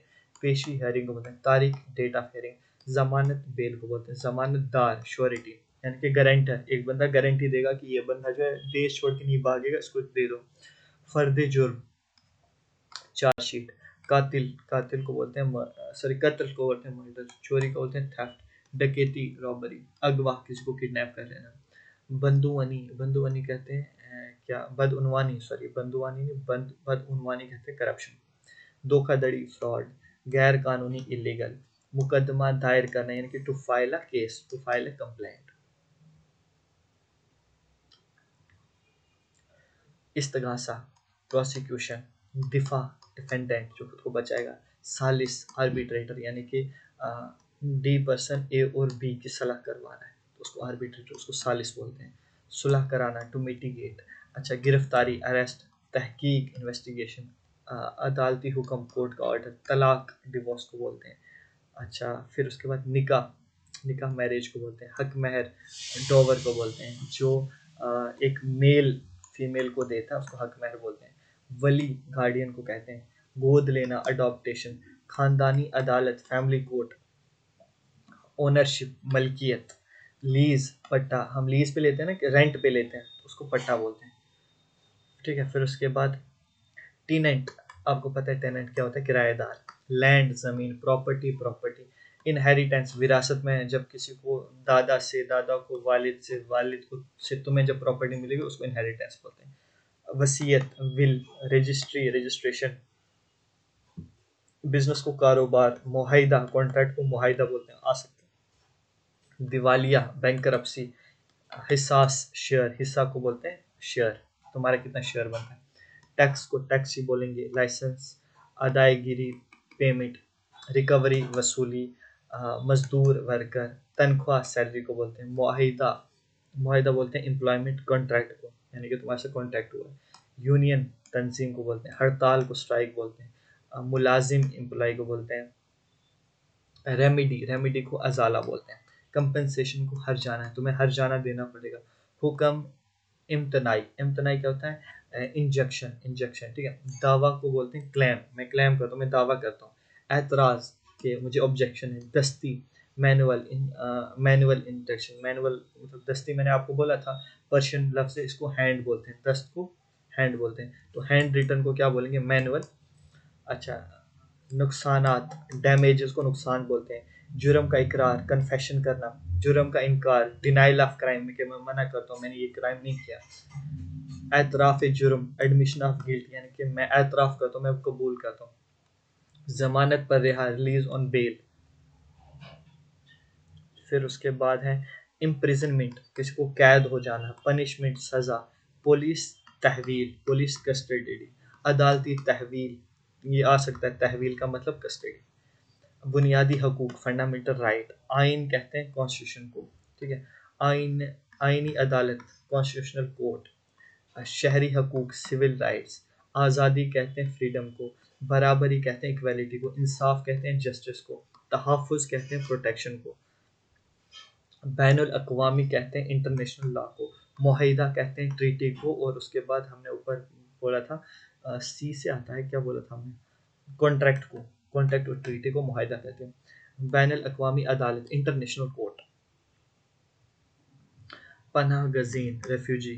अच्छा, सिफारतकारी, डिप्लोमेसी, सिफारत बोलते हैं उसको, सफ़ीर बोलते हैं। बैनुल अक़वामी तंजीम, इंटरनेशनल ऑर्गेनाइजेशन। हकूक़ इंसानी, ह्यूमन राइट्स। फ़र्द जुर्म, इंडेसमेंट। सबूत, प्रूफ को बोलते हैं। श्योरिटी, जमानत। विटनेस, गवाह। अपीयरेंस, पेशी। लासूट, मुकदमा। जुर्म को ऑफेंस बोलते हैं। सिंपल सी बात है, मैं एक बार फिर से बोलूँगा आप सब लोगों को, तो अगर आप में से कोई भी, मतलब अगर मुझे एक पर्सन भी लग रहा है कि इस चैनल से, इस लेक्चर से किसी को फ़ायदा हुआ, तो आपने कमेंट ज़रूर करना है। लेट्स क्वालिफाई जेके एसएसपी के नाम से टेलीग्राम चैनल है, वहाँ पे मुझे मैसेज करना है। मिनिमल चार्जेस मैंने इसलिए रखे हैं क्योंकि जब आप कोई चार्जेस करते हो ना किसी चीज़ के लिए, 10 रुपये देते हो ना, तो आपको उस चीज़ की अहमियत आ जाती है। जब आप नहीं करते ना, तो आपको उस चीज़ की अहमियत, उस चीज़ की वैल्यू नहीं पता होती।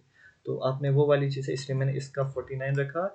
और 89 में मैं आपको कंप्लीट जितने भी पीडीएफ्स होंगे वो आपको एक्सक्लूसिवली उसमें मिल जाएंगी। कंप्यूटर है, जॉब रिलेटेड है, और करंट अफेयर, ये तीनों कंपोनेंट्स 3 पीडीएफ्स में हो जाएंगी, ये मेरी गारंटी है, ठीक है। फिर उसके बाद अब ऑब्वियसली जब मैं इतना काम कर रहा हूँ, जब मुझे लगेगा कि भाई कोई है जिसको पढ़ना है, जिसको सच में ये एग्ज़ाम जूनियर असिस्टेंट का एग्ज़ाम क्लियर करना है, one of the easiest exam होगा, जिसको ये क्लियर करना है, तो उसके लिए मैं मॉक भी लाऊंगा। तो वो मॉक की पीडीएफ्स भी आपको कंप्यूटर पे हम कर लेंगे, 10 एक मॉक्स कर लेंगे, हाँ, टॉपिक वाइज। ऐसा नहीं कि मैं 10 के 10 आपको पता ही नहीं चल रहा आपका कौन सा टॉपिक स्ट्रॉन्ग है कौन सा वीक है। जैसे कि मैंने आपको बोला कि जस्ट अ सेकेंड,